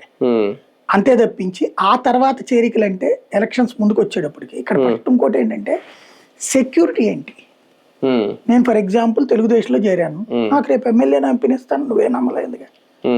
అసలు వీళ్ళకే ఇక్కడ 3 ఉండేటప్పటికి 175 సీట్లో వీళ్ళిద్దరికి కలిపి 21, 10, 31 పోయా. అక్కడ వీళ్ళకి మిగిలింది సీట్లు పెరుగుతాయి కదా రేపు. పెరిగినప్పుడు కూడా ఆ లెక్కనే ఉంటదిగా. వీళ్ళకి 40 ఇచ్చారు అనుకుందాం, బలమైన నాయకులు చేరాలి. ఏ సీట్లు ఇస్తారో తెలిస్తే ఆ నాయకుడు వచ్చి చేరడానికి వీలు ఉంటుంది. అంటే టీడీపీలో ఉండొచ్చు కానీ జనసేనకి, బీజేపీకి అయితే మాత్రం బలమైన నాయకులు అవసరం అయితే ఉంటది కదా. నేను అంటున్నది టీడీపీకే కాదు, దీంట్లో చేరాలన్నా నేను జనసేనలో చేరా, ఊరికి నేను చేరి నాకేం ఉపయోగం? రోజు పవన్ కళ్యాణ్ గారి భజన చేస్తూ కూర్చుంటే ప్రయోజనం అంటే వాళ్ళకి సీట్లు పెరగ, ఎప్పుడు 21తోనే ఉంటారు. చెప్పేది అదే, ఏ సీట్ ఇస్తారో చెప్తే అంటున్నా. అవును, అది అప్పుడు డిసైడ్ చేస్తారు. అప్పుడు డిసైడ్ చేస్తా. ఇప్పుడు అదే అండి, ఇప్పుడు ఒక 50 సీట్లు వస్తే జనసేనకి అని అనుకుంటున్నారు వీళ్ళు. అలా చూసుకున్నా ఇంకొక 30 మంది రిక్వైర్మెంట్ అయితే అక్కడ ఉంది కదా. అదే అంటుంది, నేను ఇక్కడ నుంచి జాయిన్ అయ్యాను అనుకోండి విజయవాడకి, నాకు రాదు సీటు, నాకేం ఉపయోగం? అవును. ఇక్కడ అమ్మాబోయా, అది అవ్వబోయా బొవ్వబోయా అని వైసీపీలోనూ పోయి నీ దగ్గరకు వచ్చి నాకేంటి సెక్యూరిటీ? తెలివైన వాళ్ళు అయితే వీళ్ళు ఇలా 225కి రాబోతున్నాయి, ఇదిగో మీకు ఇస్తాను, బీజేపీ నీకు ఇస్తాను, నీకు 15 ఇస్తా, జనసేన నువ్వు ఒక 50 తీసుకో, ఈ 50 అని చెప్తే ఆ ఏరియాలో ఉన్న వైసీపీ వాళ్ళు వీళ్ళు పిలిచి తెచ్చుకోవచ్చు. అంటే సీట్ కోసం ఏముంది, అధికార పార్టీలో ఉండాలి కూటమిలో, దాని వల్ల జరిగే ప్రయోజనాలు దానికోసం. పెళ్లిళ్ళ కాపురం చేసుకున్నా చూసుకున్నా బిడ్డలు పుట్టాక అనుకోవడానికి. రాజకీయంలో ఎవడి ప్రయోజనం వాడు చూస్తాడు.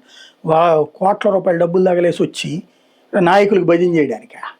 వ్యాపారమో పరిశ్రమో ఏదో చేసుకుంటేనే కదా రాత్రి పగల కష్టపడి 4 రూపాయలు సంపాదించుకుంటాడు.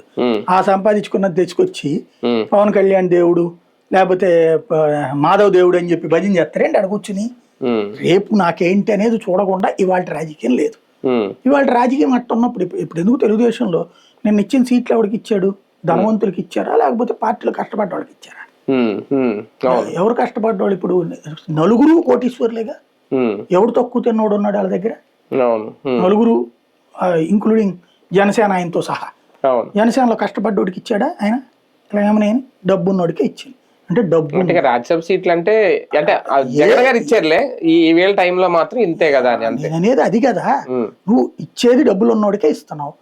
డబ్బులు ఉన్నోడు నీ దగ్గరకు వచ్చేటప్పుడు ఏం చూస్తాడు? రేపు వీళ్ళు గెలుస్తారా లేదో చూస్తాడు వాడు. ఎందుకంటే రేపు తర్వాత వచ్చినోడు తొక్కుతాడు కదా, ఆ భయం ఉంటది కదా. గెలుస్తాడో చూడాలి, సీట్ వస్తుందో లేదో చూసుకోవాలి. సీట్ కన్ఫర్మ్ అంటే వస్తారు. పెమసాని చంద్రశేఖర్ సీట్ వచ్చింది కాబట్టి గుంటూరు వచ్చాడు కదా, లేకపోతే గుంటూరులో ఉండేవాడే ఏంటి ఇంత ముందు ఏది కదా. అట్లాగే ఉంటది రాజకీయం, ప్రాక్టికల్ గా మాట్లాడుకుంటే. లేదంటే అబ్బా అసలు వీళ్ళు దేవుళ్ళు సార్, వీళ్ళు లేకపోతే రాష్ట్రం ఏమైపోతుందని పరిగెత్తుకొచ్చారో మనం కూడా భజన రాయొచ్చు అక్కడ. అవునవును.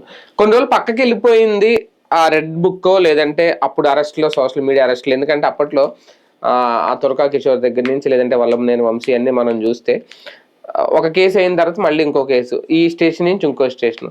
ఇప్పుడు సోషల్ మీడియాకి సంబంధించి పెడుతున్న కేసులు కానీ అరెస్టులు కానీ మళ్ళీ ఆ పాత పద్ధతిలోనే నడుస్తున్నాయి. అదేం లేదు, మీకు అసలు ఎప్పుడు ఆగలేదు. ఆగలేదా? గ్యాప్ రాలేదా? బ్రేక్ వచ్చిందేమో. బుక్ రెడ్ బుక్ అంటే వేరే బుక్ కాదు. అక్కడ ఆయన ఏం రాసుకున్నాడో తెలియదు. అక్కడ నిరంతరం జరిగేది ఏంటంటే, కట్టర్ కార్యకర్తలకి తెలుగుదేశంలో ఒక ఫీలింగ్ ఉంది. అంటే వాళ్ళు మేబీ 30 నుంచి 50 వయసు మధ్యలో ఉన్నటువంటి కట్టర్ కార్యకర్తలు. తెలుగుదేశం కోసం వాళ్ళు కోసినా కూడా బ్లడ్ పసుపుగా వస్తుంది వాళ్ళందరికి కూడా. అలాంటి కట్టర్ కార్యకర్తలు 100 మంది ఉన్నారు వాళ్ళకి. వాళ్ళు 2019 టైంలో విసుగు చెంది వదిలేశారు. ఓటమిలో వాళ్ళు కీలక పాత్ర పోషించారు.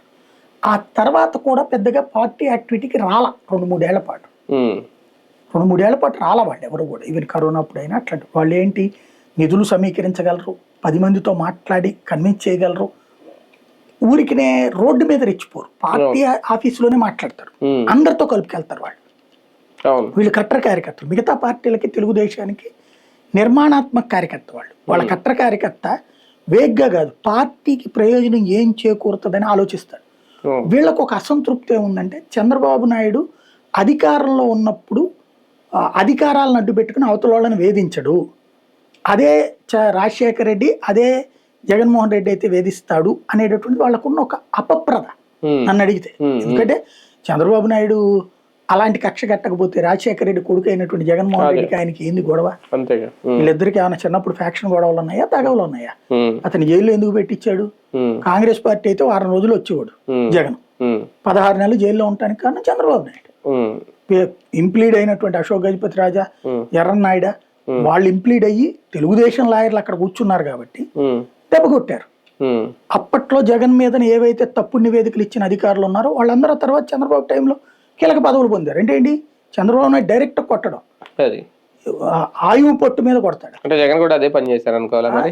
ఏది చంద్రబాబు నాయుడు అంత చేయలేకపోయాడు, అంత చేయలేదు. ఒక 58 రోజులకి దానికి సంబంధించి అధికారులందరినీ లేడిపించగలిగాడుగా జగన్. మరి అదే అధికారులు నడిపించలేకపోయాడుగా.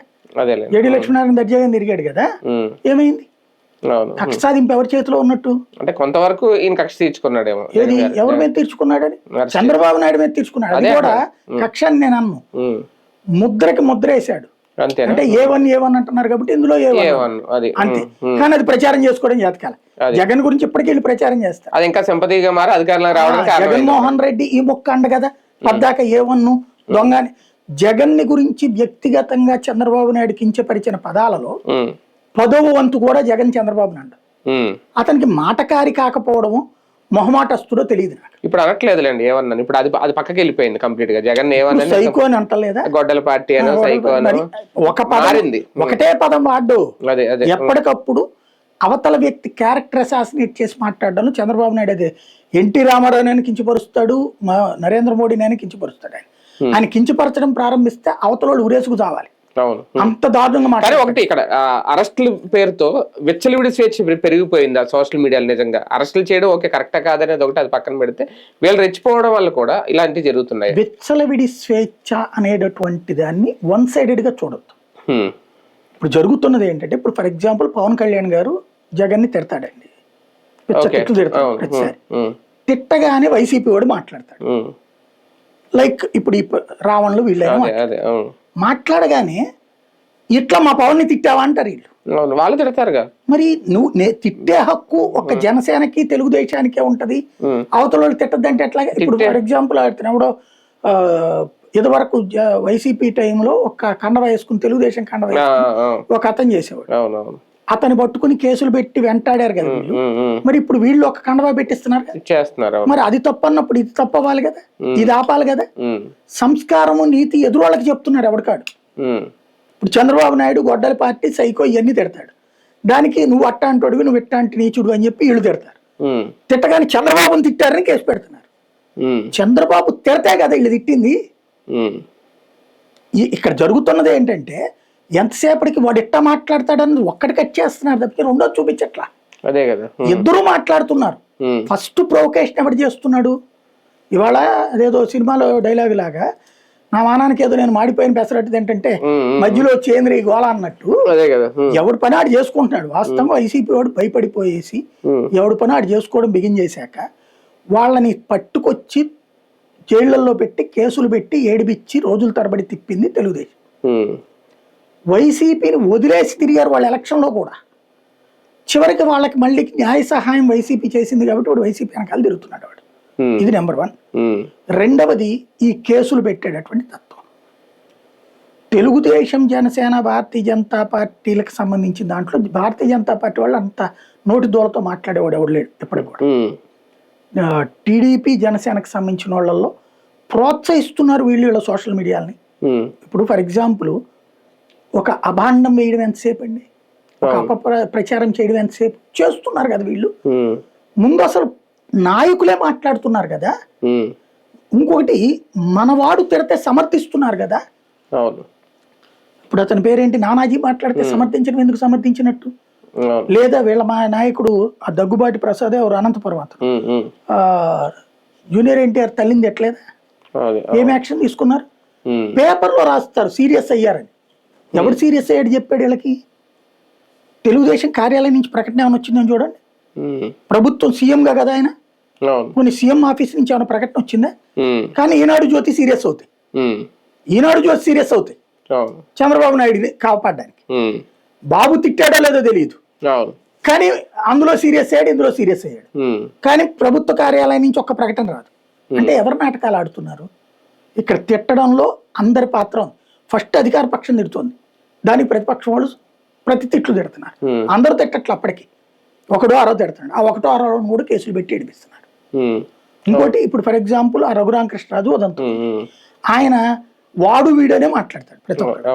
వాడు వీడు ఉంటది, జడగాడు, తర్వాత తన పేరు లిల్లీ పుట్ట, నేను ఇంకోటి ఒక సంభాషణలో ఆయన వ్యక్తిగతంగా ఉంటాయి వ్యాఖ్యలు. అప్పుడు అవతలోడు వ్యక్తిగతంగా దూషించుకొని నన్ను ఇట్లా అంటాడా, నేను డిప్యూటీ స్పీకర్ ని అంటున్నాడు ఆయన.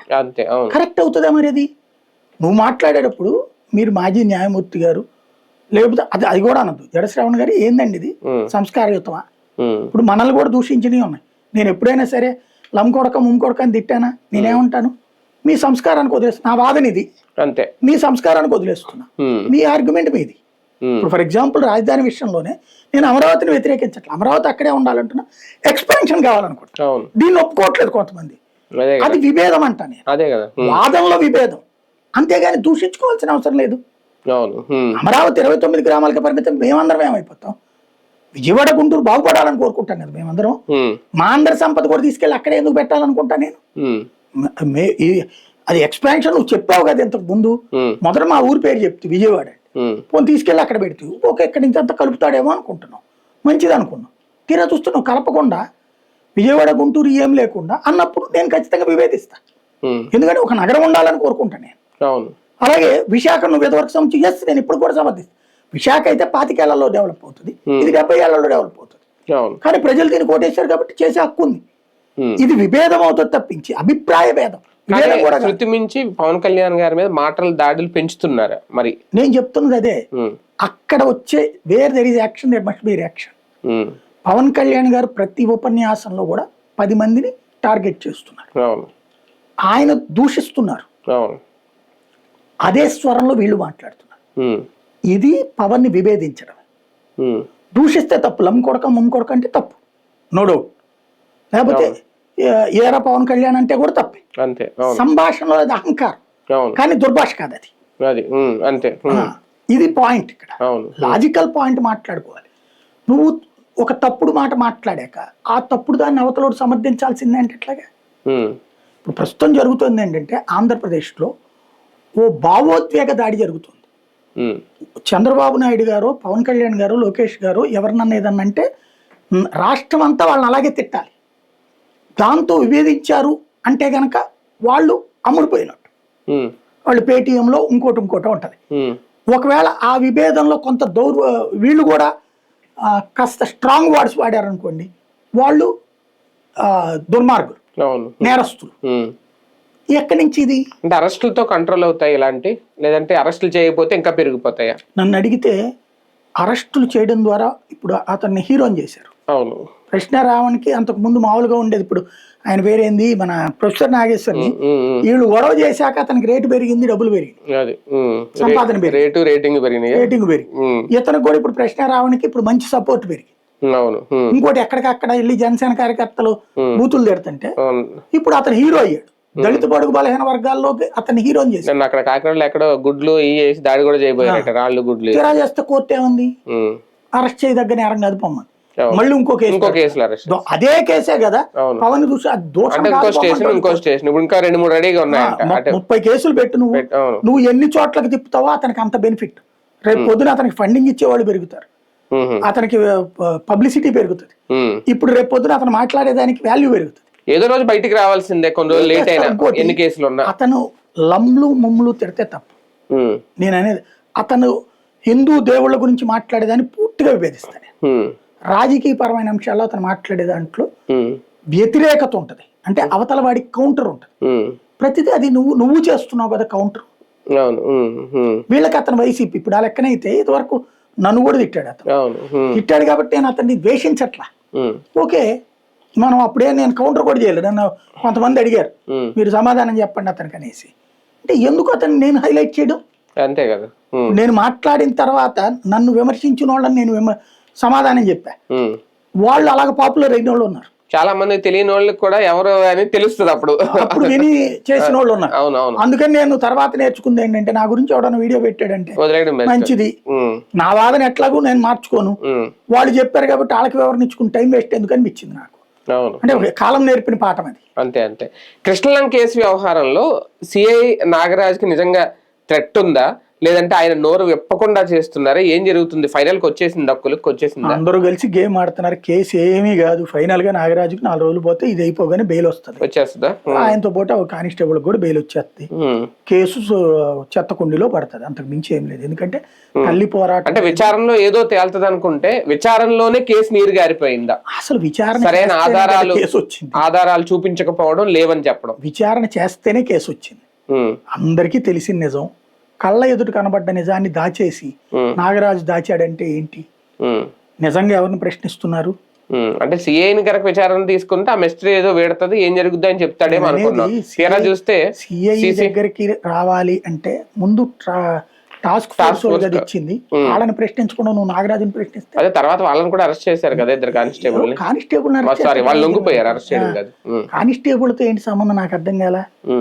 టాస్క్ ఫోర్స్ అధికారే కదా వీళ్ళకి ఇక్కడ పంపించింది, తీసుకొచ్చింది టాస్క్ ఫోర్స్ వాళ్ళు కదా. ఏ కేసు మీద తెచ్చారు ఇవాళన్నా రాశారా? ఏ కేసు మీద ప్రశ్నించారు ఇవాళన్నా రాశారా? కనీసం ఆ రిమాండ్ రిపోర్ట్ లో ఉందా? ఏ కేసు మీద అతన్ని తెచ్చారు? అదే కదా, ఆ మిస్టరీ వస్తుందేమో అనుకున్నాం కదా ఈ విచారణలో. దాంట్లో మిస్టరీ అని నాకు అర్థం కాల, తెలియదు కదా ఎవరికి. నాగరాజ్ టాస్క్ ఫోర్స్ వాడు ఎందుకు చెప్పడండి? అదే అంటున్నాను, ఇది ఏమన్నా దొంగలా కొట్టి లప్పించడానికి? నీ డిపార్ట్మెంట్ లో నీకు రాయవా అక్కడ కేసు డైరీ రాయకుండా తీసుకొస్తారా? కేసు డైరీ రాస్తావు కదా. తెలిసి నాటకాలు ఆడుతున్నారు అందరూ కలిసి. రాయడం ఏంటి, నోటీస్ కూడా ఇవ్వాలేమో కదా, అరెస్ట్ చేస్తే బంధువులకు తీసుకుని వెళ్తారు. ఇవన్నీ లేకుండా ఎందుకు జరుగుతుంది? తెలుసు, అన్ని తెలియనట్టు నటిస్తున్నారు అంతే. కేసు డైరీ లేకుండా, నోటీస్ లేకుండా నువ్వు అక్కడికి వెళ్ళవు. అక్కడికి వెళ్ళినప్పుడు మార్కాపురం వెళ్ళావంటే ఇక్కడ రాసుకుని ఒక ఇది తీసుకుని వెళ్తావు నువ్వు. ఏది సమన్స్ అన్నా తీసుకుని వెళ్తావు, లేదంటే గనక నీ దాంట్లో అధికారి దగ్గర నుంచి కాగితం రాయించుకుని వెళ్తావు నువ్వు అక్కడికి, లేకపోతే అక్కడ ఆపుతారు కదా. సరే, ఒకటి ఇందులో ఓకే, ఏం జరిగింది ఏంటి, దాన్ని మొత్తం బూడితో పాటు దీన్ని సమాజ్ చేసేసారా, నిజాన్ని ఏంటి అని ఒకటి. ఇందులో ఎవరికి రాజకీయ లబ్ధి, దీన్ని ఎందుకు రాజకీయ కోణంలో చూడాలి అసలు మామూలుగా అడుగుతారు. ఎవరు రాజకీయం చూడట్లేదు ఇందులో, జగన్ రాజకీయం చూడట్లేదు, చంద్రబాబు. ఇప్పుడు ఎవరు ఆయన నేను వెళ్ళారు క్రాంతి కుమార్ ఎవరు, వాళ్ళ ఇంటికి వెళ్ళి పరామర్శించిన, వీళ్ళ తల్లిని కలిసిన, ఈ అబ్బాయి సాయికృష్ణ తల్లి కలిసిన, జగన్ కలవడం వల్ల రాజకీయం అయిందా? వీళ్ళు చేస్తున్నారు రాజకీయం. జగన్ అడుగుతున్నది అక్కడ చంద్రబాబు చేశాడు ఇది అంటలేదు, పవన్ కళ్యాణ్ చేశాడు అంటలేదు. ఏమిటి అన్యాయం అంటున్నాడు, అంతే కదా. ఒక వ్యక్తికి ఉన్నటువంటి స్వేచ్ఛా స్వతంత్రాన్ని హరించే అధికారం ఎవరిచ్చారు మీకు? ఇప్పుడు అతన్ని చెప్పాడు క్రాంతి కుమార్ది 8 సంవత్సరాల నుంచి ఒక్క కేసు లేదట. మరి అప్పుడు ఎందుకు పిలిచినట్టు అతన్ని? పిలిచి బాత్రూమ్ లో గడిగించడం ఇవన్నీ చేయించారట. పైగా వీళ్ళు ఏమి పోని వైసీపీ కార్యకర్తలు కూడా కాదు, మళ్ళీ జనసేన కార్యకర్తలు. నేనేమంటానంటే పోలీసులకి మనం ఏ విధంగా స్వేచ్ఛ ఇస్తామంటే రౌడీయిజం అణచివేయడం, అరాచక శక్తులు అణచివేయడం. అంతవరకు రౌడీయిజం ఉన్నప్పుడు అణచివేస్తే ఒక ఎత్తు. ఇప్పుడు నన్ను అడిగితే మేము చూసిన మా కాలేజీ డేస్ నాటి రౌడీయిజం పెద్దవాళ్ళు లేదు, లేదా ఎక్కడ కూడా లేదు రాష్ట్రం. ఆనాటి ఫ్యాక్షనిజం ఇప్పుడు లేదు. మీరు చూసిన శివ సినిమా నేను చూసిన కేసులతో పోల్చుకుంటే 30%. రియల్ సినిమా చూసాం, రియల్ గా ఫేస్ చేసాం, అలాగే రియల్ గా జర్నలిస్ట్ గా దాన్ని ఎదుర్కొన్నాం. 3 దశలో ఉన్నా నేను అక్కడ. కాలేజీ డేస్ లో శివ సినిమాని ప్రత్యక్షంగా చూసాం, మా కాలేజీ మా క్లాసుల్లోనే చూసాం, మా కాలేజీల దగ్గర మర్డర్లే చూసాం ప్రత్యక్షంగా. అదే వ్యవహారానికి సంబంధించి రాజకీయాలు ఎట్లుంటాయో కూడా చూసాం. ఆ తర్వాతన ఒక జర్నలిస్ట్ గా దాని మీద పోరాడాం, కంట్రోల్ చేయడంలో కీలక పాత్ర పోషించి దాన్ని అణచివేసినటువంటి శక్తులైనటువంటి అధికారులు చూసాం, జర్నలిస్టులు అన్ని కోణాలు చూసాం. నేను చూసిన ఆ ఇన్సిడెంట్స్ సినిమాతో పోల్చుకుంటే 30% మాత్రమే కవర్ అయ్యింది. ఈవెన్ ఫ్యాక్షనిజం విషయంలోనైనా అంతే. అప్పటితో పోల్చుకుంటే ఇప్పుడు ఇంకా 10% తక్కువ. ఇప్పుడు నోటి తొత్తరగాళ్ళు తప్పించి అంత రౌడీయిజం, ఆనాటి రౌడీయిజం ఏంటంటే ఒకడు రౌడీయిజం చేశాడంటే వాడి వెనకాల 4 లేయర్స్ ఉంటాయి. ఇప్పుడు అంత లేదు. వీడి దూల మందు కొట్టినో గంజాయితోనో ఎవడో నా వెనకాల ఉన్నాళ్ళే అనే ఫీలింగ్తోనో. అంతకు మించి ఇదివరకు కనుక ఒక రౌడీని పట్టుకొస్తే విత్ ఇన్ వాడిని స్టేషన్ చెల్లు వేసేవాళ్ళు కాదు, వాడికి రాచి మర్యాదలు జరిగేది స్టేషన్లో. పై అధికారి నుంచి ఫోన్ రాదు, సదరు నాయకుడి నుంచి ఫోన్ వస్తుంది. కేసు పెట్టక తప్పదు సార్ అంటే కేసు పెట్టించి పంపించిన కేసులు బోల్డ్. వాళ్ళు అట్లా లేదే. ఈ కేసు కొట్టేసే ఛాన్స్ ఎక్కువ ఉందా? ఆధారాలు లేవు కాబట్టి కనీసం సీసీ ఫుటేజ్ కూడా కొన్ని రోజులు సాగతీస్తారండి, 1 ఏడాది అట్లా సాగుతుంది. నాగరాజు బయటకు వచ్చేస్తారు. ఆ తర్వాత హత్య జరిగిందనడానికి ఆధారాలు ఏమి లేవు, తగలబెట్టారనడానికి ఆధారాలు ఏమి లేవు, తల్లి అభిప్రాయం. ఈయన బయటకు వచ్చిన కొన్ని రోజులు ఇంకా సస్పెండ్ లోనే ఉంటారు. ఒక 6 నెలల్లో ఏడాది మేబీ నేను అనుకోవడం వచ్చే ఏడాదికి పోస్టింగ్ వచ్చేస్తాయి. అది కూడా ఎక్కడో ఇస్తారేమో, టాస్క్ ఫోర్స్ వచ్చే ఉంది. అదే ట్రాన్స్ఫర్ చేయొచ్చు, ఎక్కడ చేయొచ్చు. సార్ మరొక అంశం, సర్ ప్రక్రియ ఇంకా ఆల్మోస్ట్ దగ్గరికి వచ్చేసింది. ఇంకా 12 రోజులు ఎంత ఉన్నట్టుంది మనం వీడియో చేసే టైంకి. పార్టీల విషయం ఒక ఎత్తు అయితే ఓకే, వైసీపీ ఓట్లే తొలగిస్తున్నారా, టీడీపీ ఓట్లే ఉంచుతున్నారని జనాల్లో కూడా ఒక భయం, తన ఓటు పోతుందేమో అని, తన ఓటు ఉంటుందో లేదో ఒక భయం అది క్రియేట్ అయ్యింది సర్ ద్వారా. జనాలకి వచ్చిన ఏకైక సమస్య ఏంటంటే ఇర్రెస్పాన్సిబుల్ థ్రెట్, బాధ్యత రాహిత్యమైన ఉపన్యాసాలు సోషల్ మీడియా తప్పించి ఎవడెళ్ళి అడుగుతున్నాడు అక్కడ బిఎల్ఓని? చేతికి 5 లక్షల కాగితాలు చేతిలో పెట్టి తిరుగుతుంటే ఇచ్చారు పాపం వాళ్ళు తిరిగి. అవి రిటర్న్ ఇవ్వట్లేదట 2.5 కోట్ల మంది. 2.5 కోట్ల మంది, 1.5 కోటి మాత్రమే ఇచ్చారట. మనకేంటంటే ఎలక్షన్ అప్పుడు స్లిప్ చేతికిస్తే తప్పించి ఆ రోజు దాకా మనం పట్టించుకోం. మన స్లిప్ పక్కన వాళ్ళందరికీ, అంటే ఎలక్షన్ స్లిప్పులు పంచడం బిగిన్ అయ్యాక మన పక్కన వాళ్ళకి వచ్చి మనకి రానప్పుడు కడుపు పండుతో తప్పించి మనం సీరియస్గా అసలు దృష్టి పెట్టాం స్లిప్ ఎందుకు రాలేదు నాది అనేది. అలాగే మన ఓటు కార్డు దగ్గర పెట్టుకుంటామా? నా దగ్గర అయితే ఓటర్ కార్డు ఎప్పుడు ఉంటుంది, ఎందుకు పెట్టుకో నువ్వు ఓటర్ కార్డు? అట్లాగే ఓటు ఎందుకు చెక్ చేసుకో నువ్వు? పట్టించుకోం మనం. ఎలక్షన్స్ అప్పుడు పోయిందంట. నిజంగా మనకు నిజాయితీ, బాధ్యత సమాజం పట్ల, ఎలక్షన్ పట్ల ఉంటే వెళ్ళండి, మీ బిఎల్ఓ మీ ఇంట్లో ఇచ్చాడో లేదో చూడండి, పూర్తి చేసేసేయండి ఇమీడియట్గా. ఇవాళ శని ఆదివారాలు సెలవులు ఉంటాయి, లేకపోతే పూర్తి చేసి ఇచ్చేయండి. బిఎల్ఓని కలిసి పిలిచి ఇవ్వండి, లేకపోతే కలిసి ఇవ్వండి, ఇచ్చేసి బాధ్యత తీసుకోండి. అంటే ఎక్కువ శాతం అందుబాటులో ఉండట్లేదు వెళ్ళి టైం. ఓకే 3 సార్లు ఏదో టైం ఇస్తున్నారు, ఇమ్యూనేషన్ పత్రం ఏదో ఇస్తున్నారు, తర్వాత ఇంకా ఆ ఓటు కొలాప్స్ అయిపోతుంది అనేది వాళ్ళ భయం. ఇంకా అందుబాటులో లేకపోతే ఇవ్వడానికి డేటు ఇంకా 12 రోజులు ఉంది. అవును. ఆ తర్వాత అప్పుడు రాని వాళ్ళు ఎవరైతే ఉంటారో వాళ్ళకు ఇంకొకసారి నోటీస్ ఇస్తారు. అవునా? ఆ తర్వాత మళ్ళీ కొన్ని రోజులు టైం ఇచ్చి మళ్ళీ ఇంకొకసారి ఇస్తారు. 3 నోటీసులు అయ్యాక కూడా ఓటుని క్లెయిమ్ చేయకపోతే తీసేస్తారు. ఇది ప్రొసీజర్. అసలు అప్పటిదాకా ఎందుకు ఆగాలి? ఇందులో అధికార పార్టీ ఇన్వాల్వ్మెంట్ ఎక్కువ అవడం వల్ల కూడా వైసీపీ థ్రెట్ ఫీల్ అవుతుందా? ఉంటాయి అయ్యి అధికారం. నేను ఇంత ముందు చెప్పా ఈ మొక్క, నెక్స్ట్ ఎలక్షన్స్ లో జగన్కి ఇది ఒక థ్రెట్ ఉంటది అన్నటువంటి. ఇప్పుడు సమస్య ఎక్కడ వస్తుందంటే మనం ఇది అనుకుంటున్నాం, రాజకీయ థ్రెట్ ఒకటే, వీళ్ళు ఉన్న ఓట్లు పీకలేరు, ఎవరి ఓట్లు పీకగలుగుతారు అంటే పట్టించుకోని వాళ్ళు, నెంబర్ 1.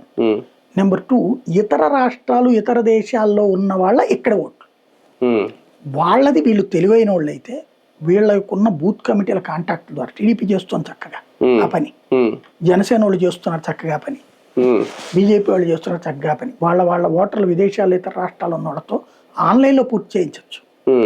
వీళ్ళు అది చేయట్లేదు ఇనిషియేటివ్, అది వైసీపీ తప్పు అవుతుంది. సార్ మరొకటి, జాతీయ స్థాయిలో రేపు పార్లమెంట్ లో ఒక బిల్లు తీసుకురాబోతున్నారు. రేపు పార్లమెంట్ వర్షాకాల సమావేశంలో గతంలో తెస్తే ఆ బిల్లు రిజెక్ట్ అయింది. ప్రజాప్రతినిధులు ఎవరైనా 100 రోజులు జైల్లో ఉంటే గనక వాళ్ళ పదవి ఇమీడియట్ గా కోల్పోతారు అనేది అప్పుడు జేపీసీ వేసారట కదా, అది కంప్లీట్ గా రేపు ఇవ్వబోతోంది, నివేదిక ఇవ్వబోతోంది. రేపు ప్రవేశపెడితే నిజంగా ప్రజాప్రతినిధులకు ఒక థ్రెట్ అయినా బిల్లు పాస్ అయితే సాధ్యం కాదు. ఎందుకంటే కాన్స్టిట్యూషనల్ అమెండ్మెంట్ చేయాలి, 2/3 చేయాలి. మామూలుగా బిల్లు కూడా చేయొచ్చు, చేస్తే దానికి మళ్ళీ ప్రాబ్లం అవుతుంది, సాధ్యం కదండి. జేపీసీ ఏమనిస్తుంది అంటే ఇది 2/3 అక్కర్లేదు, జనరల్ బిల్ అనేది. ఆ అనర్హత అన్నటువంటి దాన్ని అక్కడ దాకా అక్కర్లేదు. మనకు ఉన్నటువంటి ఇంత ముందు తీసుకొచ్చిన బిల్లు లెక్క ప్రకారం ఏంటంటే 2 ఏళ్ళు జైలు శిక్ష పడ్డటువంటి అప్పుడు మాత్రమే అనర్హత వేయటం. ఇప్పుడు అట్లాంటిది కాదు, జైల్లో ఉన్నందుకు కాదు, ఇక్కడ తప్పుడు ప్రచారం చేస్తున్నారు. ముఖ్యమంత్రులు ప్రధానమంత్రుల స్థాయిలో ఉన్న వాళ్ళు 100 రోజులు జైల్లో ఉంటే వాళ్ళకి అనర్హత వేయటం. ఓన్లీ ముఖ్యమంత్రులు ప్రధానమంత్రులు వాళ్ళకి, ఇంక్లూడింగ్ తనని కూడా పెట్టుకుంటారు. ఎమ్మెల్యేలు ఎంపీలకి అట్లా కుదరదు రాజ్యాంగం. అంటే ఇది ఎందుకు పెట్టారంటే కేజ్రీవాల్ కొత్తగా ఇంతకు ముందు ఏంటంటే అరెస్ట్ కాబోతున్నాం అనగానే రాజీనామా చేసేవాడు. జయలలిత పన్నీర్ సెల్వానికి పళనిస్వామికి ఎందుకు ఇచ్చింది? తను ముఖ్యమంత్రిగా జైల్లో ఉండటం కరెక్ట్ కాదే. లేకపోతే అతని పేరేంటి, జార్ఖండ్ ముక్తి మోర్చా శిబు సోరెన్ జైలుకు పోతే వాళ్ళ ఆవిడని ఇంకొక పార్టీ నాయకుడిని కూర్చోబెట్టాడు కదా పోస్ట్ లో. ఇట్లాగా అనేక రాష్ట్రాలలో లాలూ ప్రసాద్ వాళ్ళ ఆవిడని కూర్చోబెట్టాడు కదా. అనేక రాష్ట్రాల్లో వేరే వాళ్ళని సీఎం పోస్ట్ లో కూర్చోబెట్టి వీళ్ళు జైలుకి వెళ్ళేవాడు. అది ఎథికల్ గా ఫీల్ అయ్యారు కానీ యాక్ట్ లో లేదు అది. ఆ లూప్ హోల్ పట్టుకున్నాడు కేజ్రీవాల్. ముఖ్యమంత్రిగా జైలుకి వెళ్ళినంత మాత్రాన అనర్హత వేయట్లేదు కదా రాజ్యాంగంలో అన్నాడు. కోర్టుకి వేశారు, అప్పుడు సుప్రీంకోర్టు దాకా వెళ్ళారు. ఎక్కడుందని అడిగింది సుప్రీంకోర్టు కూడా. మరి అతను జైల్లో ఉన్నాడంటే అది వాళ్ళ ఫంక్షన్, మాకేం సంబంధం అంది. కాబట్టి కేజ్రీవాల్ ఒక లూప్ హోల్ ఎతికాడు. ఆ లూప్ హోల్ కారణంగా భవిష్యత్తులో ఎవడు జైలుకి వెళ్ళి అక్కడి నుంచి పరిపాలిస్తాడు. జైలుకి వెళ్ళినప్పుడు ముఖ్యమంత్రికి ఉండేటటువంటి ప్రోటోకాల్ ఆటోమేటిక్ ఉంటుంది. జైలర్ అక్కడ పక్కన కూర్చోవడమే, చివరికి ఆడి నుంచి పరిపాలన నడుపుతాడు రేపటి నుంచి ఎవడుకాడు. కాబట్టి అది వీళ్ళు ఉన్నంత వరకు ఓకే. వీళ్ళు మారితే ప్రభుత్వం రేపు దొంగలది రాజ్యం అవుతుంది. ఒకవేళ సిబిఐలో ఇంకో కేసు పెట్టినా కూడా అయితే ఈసారి అయితే ఎవడో కేసులు కూడా పెట్టరనుకోండి, సీఎంఎల్ జైల్లో పెట్టరనుకోండి, జరిగిపోతుంది. వాళ్ళకే ఇప్పుడు ప్రమాదం. వీళ్ళు పెట్టింది ఏంటంటే 30 రోజులు పైన కనుక జైల్లో ఉండేటట్టయితే ఆటోమేటిక్ అనర్హత అన్నటువంటిది. ఎందుకంటే ఇప్పుడు ఎమ్మెల్యేలందరూ వాళ్ళకే సపోర్ట్ చేస్తున్నారు కాదనడానికి అప్పుడే ఉండుంటే కేజ్రీవాల్ అప్పుడే అయిపోయింది, అందుకని పెడుతున్నారు. కానీ సాధ్యం కాదనుకుంటాను. బిల్లు పాస్ ఈవెన్ కోర్టులోనైనా కొట్టేస్తారు దాన్ని, ఆ చట్టం చెల్లుబాటు కాకపోవచ్చు. సార్ ఫైనల్ గా అంతర్జాతీయ మార్కెట్ ఎఫెక్ట్ లేదంటే ఇంకోటో, లేదా మొన్న మోడీ కూడా అన్నారు మీరు బంగారాలు కొనద్దు, ఇక్కడ పెట్టుబడులు పెట్టద్దు దాని మీద. ఇప్పుడు ఒక పతాక స్థాయికి వెళ్ళి ఇప్పుడు పతన స్థాయికి పడిపోతుందా బంగారం వాల్యూ? అలా అయితే గనక మార్కెట్ దెబ్బనే కాదు, మన భారతదేశంలో కూడా ఒక్కసారిగా వాణిజ్యం లేదంటే ఆర్థికంగా ఇబ్బందులు ఎదురవుతాయి. అంటే బేసిక్ గా నరేంద్ర మోడీ పిలుపు ఇచ్చాక భారతదేశంలో 70% అమ్మకాలు పడిపోయాయి. ఆ ఆస్పెక్ట్ లో తప్పించి ఎప్పుడైతే డిమాండ్ తగ్గిందో ధర తగ్గిస్తున్నారు, నెంబర్ 1. రెండవది ఇంటర్నేషనల్ గా డాలర్ రేటు పటిష్టపడింది. అంటే డాలర్ ఇది వరకు తో పోల్చుకుంటే ఇప్పుడు రూపాయి బలపడింది కాబట్టి ఇక్కడ రూపాయి తగ్గింది. ఆ విధంగా తగ్గింది ఇక్కడ. ఇంకోటి బంగారం మొన్నటి దాకా ఏంటంటే రిజర్వ్ బ్యాంక్స్ లో వీటిలో డాలర్లు అమ్మేసి గోల్డ్ తీసుకున్నాయి అనేక దేశాలు, ఇంక్లూడింగ్ మనం కూడా. డాలర్లు అమ్మేసి అంటే డాలర్లెస్ ఎకానమీ వైపుకి వెళ్ళడం కోసమని ఆ పని చేశారు గోల్డ్. ఇప్పుడు ఏమైపోయింది, గోల్డ్ అక్కడ ఫిజికల్ గా గోల్డ్ పెట్టుకుని దాని రేటుకి అప్ అండ్ డౌన్ ఉండదు. అంటే అప్ అండ్ డౌన్ ఉన్నది అట్లా అమ్ముకోదు కదా ప్రభుత్వాలు. ఇంకోటి మొన్న యుద్ధం తర్వాత మళ్ళీ సచ్చినట్టు డాలర్ మార్కం మిగినాయి. డాలర్ మార్కం ఎప్పుడైతే బిగినైందో గోల్డ్ది ఉన్నదాన్ని మళ్ళీ తీసి మార్కెట్లోకి రిలీజ్ చేస్తారు. మొన్న ఏంటి బంగారం అంతా కొంటున్నారు కాబట్టి సప్లై తక్కువైంది, డిమాండ్ ఎక్కువైంది కాబట్టి రేట్లు పెరిగినాయి. ఇప్పుడు సప్లై ఎక్కువ ఉంది, డిమాండ్ లేదు, రేటు తగ్గింది. ఇది సహజ సిద్ధమైన ఆర్థిక సూత్రం. అంతేనా? బిఫోర్ ఇరాన్ యుద్ధమును ఆఫ్టర్ అనడానికి లేదేమో, ఇప్పటికి తేడా ఉందని అనుకోవడం. ఇరాన్ యుద్ధ సందర్భంలో వాస్తవంగా గతంలో అయితే యుద్ధం టైంలో గోల్డ్ రేట్లు పెరిగేది, యుద్ధం తగ్గాక తగ్గేది. ఇప్పుడు యుద్ధం టైంలోనే రేట్లు తగ్గినాయి. అదే అంటున్నాను, ఫార్ములా మారిపోయింది. అసలు టోటల్ ఎకనామిక్స్ లో ఉన్న సూత్రాలు మారిపోతున్నాయి ఇప్పుడు కొత్తగా చూస్తే. అంటే దానికి కారణం డాలర్ బలపడ్డా. ఒక్కడండి ఇప్పుడు 100 కారణాలు ఉన్నాయి. నేను చెప్పినట్టు డాలర్ ఇష్యూ ఉంది, ఇక్కడ కొనేది తక్కువైంది, అంతర్జాతీయంగా కూడా కొనుగోలు శక్తి తగ్గింది. అంటే ఇప్పుడు గల్ఫ్ దేశాలన్నీ దెబ్బతిన్నాయి ఈ యుద్ధంలో. ఆ దెబ్బతిన్నోళ్ళు బంగారంతో తయారు చేయించుకోలేరుగా, తమ దగ్గర ఉన్న బంగారాన్ని నమ్మి డాలర్లలోనే కొనుక్కోవాలి మళ్ళీ సామాన్లు. అంటే డాలర్ వాడకం పెరిగినప్పుడు గోల్డ్ వాడకం తగ్గినప్పుడు ఆటోమేటిక్ గా గోల్డ్ సప్లై లైన్ లోకి వచ్చేస్తుంది. సప్లై ఎక్కువైతే వస్తుందో ఆటోమేటిక్ గా. ఇది అంత ఆర్థిక వ్యవస్థ మీద ఎఫెక్ట్ చూపించే అంశమేనా? అంత ఏముండదు. ఇది అది వేరు. గోల్డ్ బిజినెస్ అంటే కుటుంబానికి సంబంధించి అంతే. వాణిజ్యాలు ప్రపంచం అంతా ఒక ఆర్థిక సంక్షోభంలో ఉందండి. ఈ సంక్షోభాలు డైవర్ట్ చేయడానికి వార్లు క్రియేట్ చేస్తున్నారు అంతే. ఇప్పుడు అమెరికా $39 ట్రిలియన్ అప్పుల్లో ఉంది. $30 ట్రిలియన్ దాని ఆదాయం. $30 ట్రిలియన్ ఆదాయానికి $39 ట్రిలియన్ అప్పుల్లో ఉంటే $9 ట్రిలియన్ అదనం. మరి ఏం చేయాలి? అది అంటే కొనుగోలు పెరిగితే మళ్ళీ డిమాండ్ పెరిగిపోద్దేమో. ప్రపంచంలో సొమ్ములు లేవు ఇప్పుడు.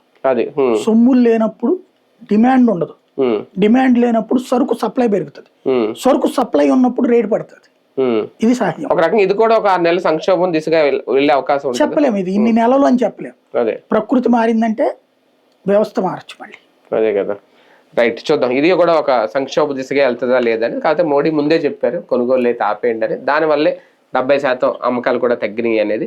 అలాగే ఆంధ్రప్రదేశ్ రాజకీయాల్లో ఏం జరగబోతోంది, జగన్మోహన్ రెడ్డి గారు చేసిన ప్రకటన తర్వాత ఇప్పుడు తెలుగుదేశం పార్టీ నిర్ణయాలు కానీ భవిష్యత్తు రాజకీయాలు ఎలా ఉంటాయి, ఇవన్నీ వేచి చూడాల్సిన అంశం. ఇది ఇవాల్టి వీకెండ్ విత్ జర్నలిస్ట్.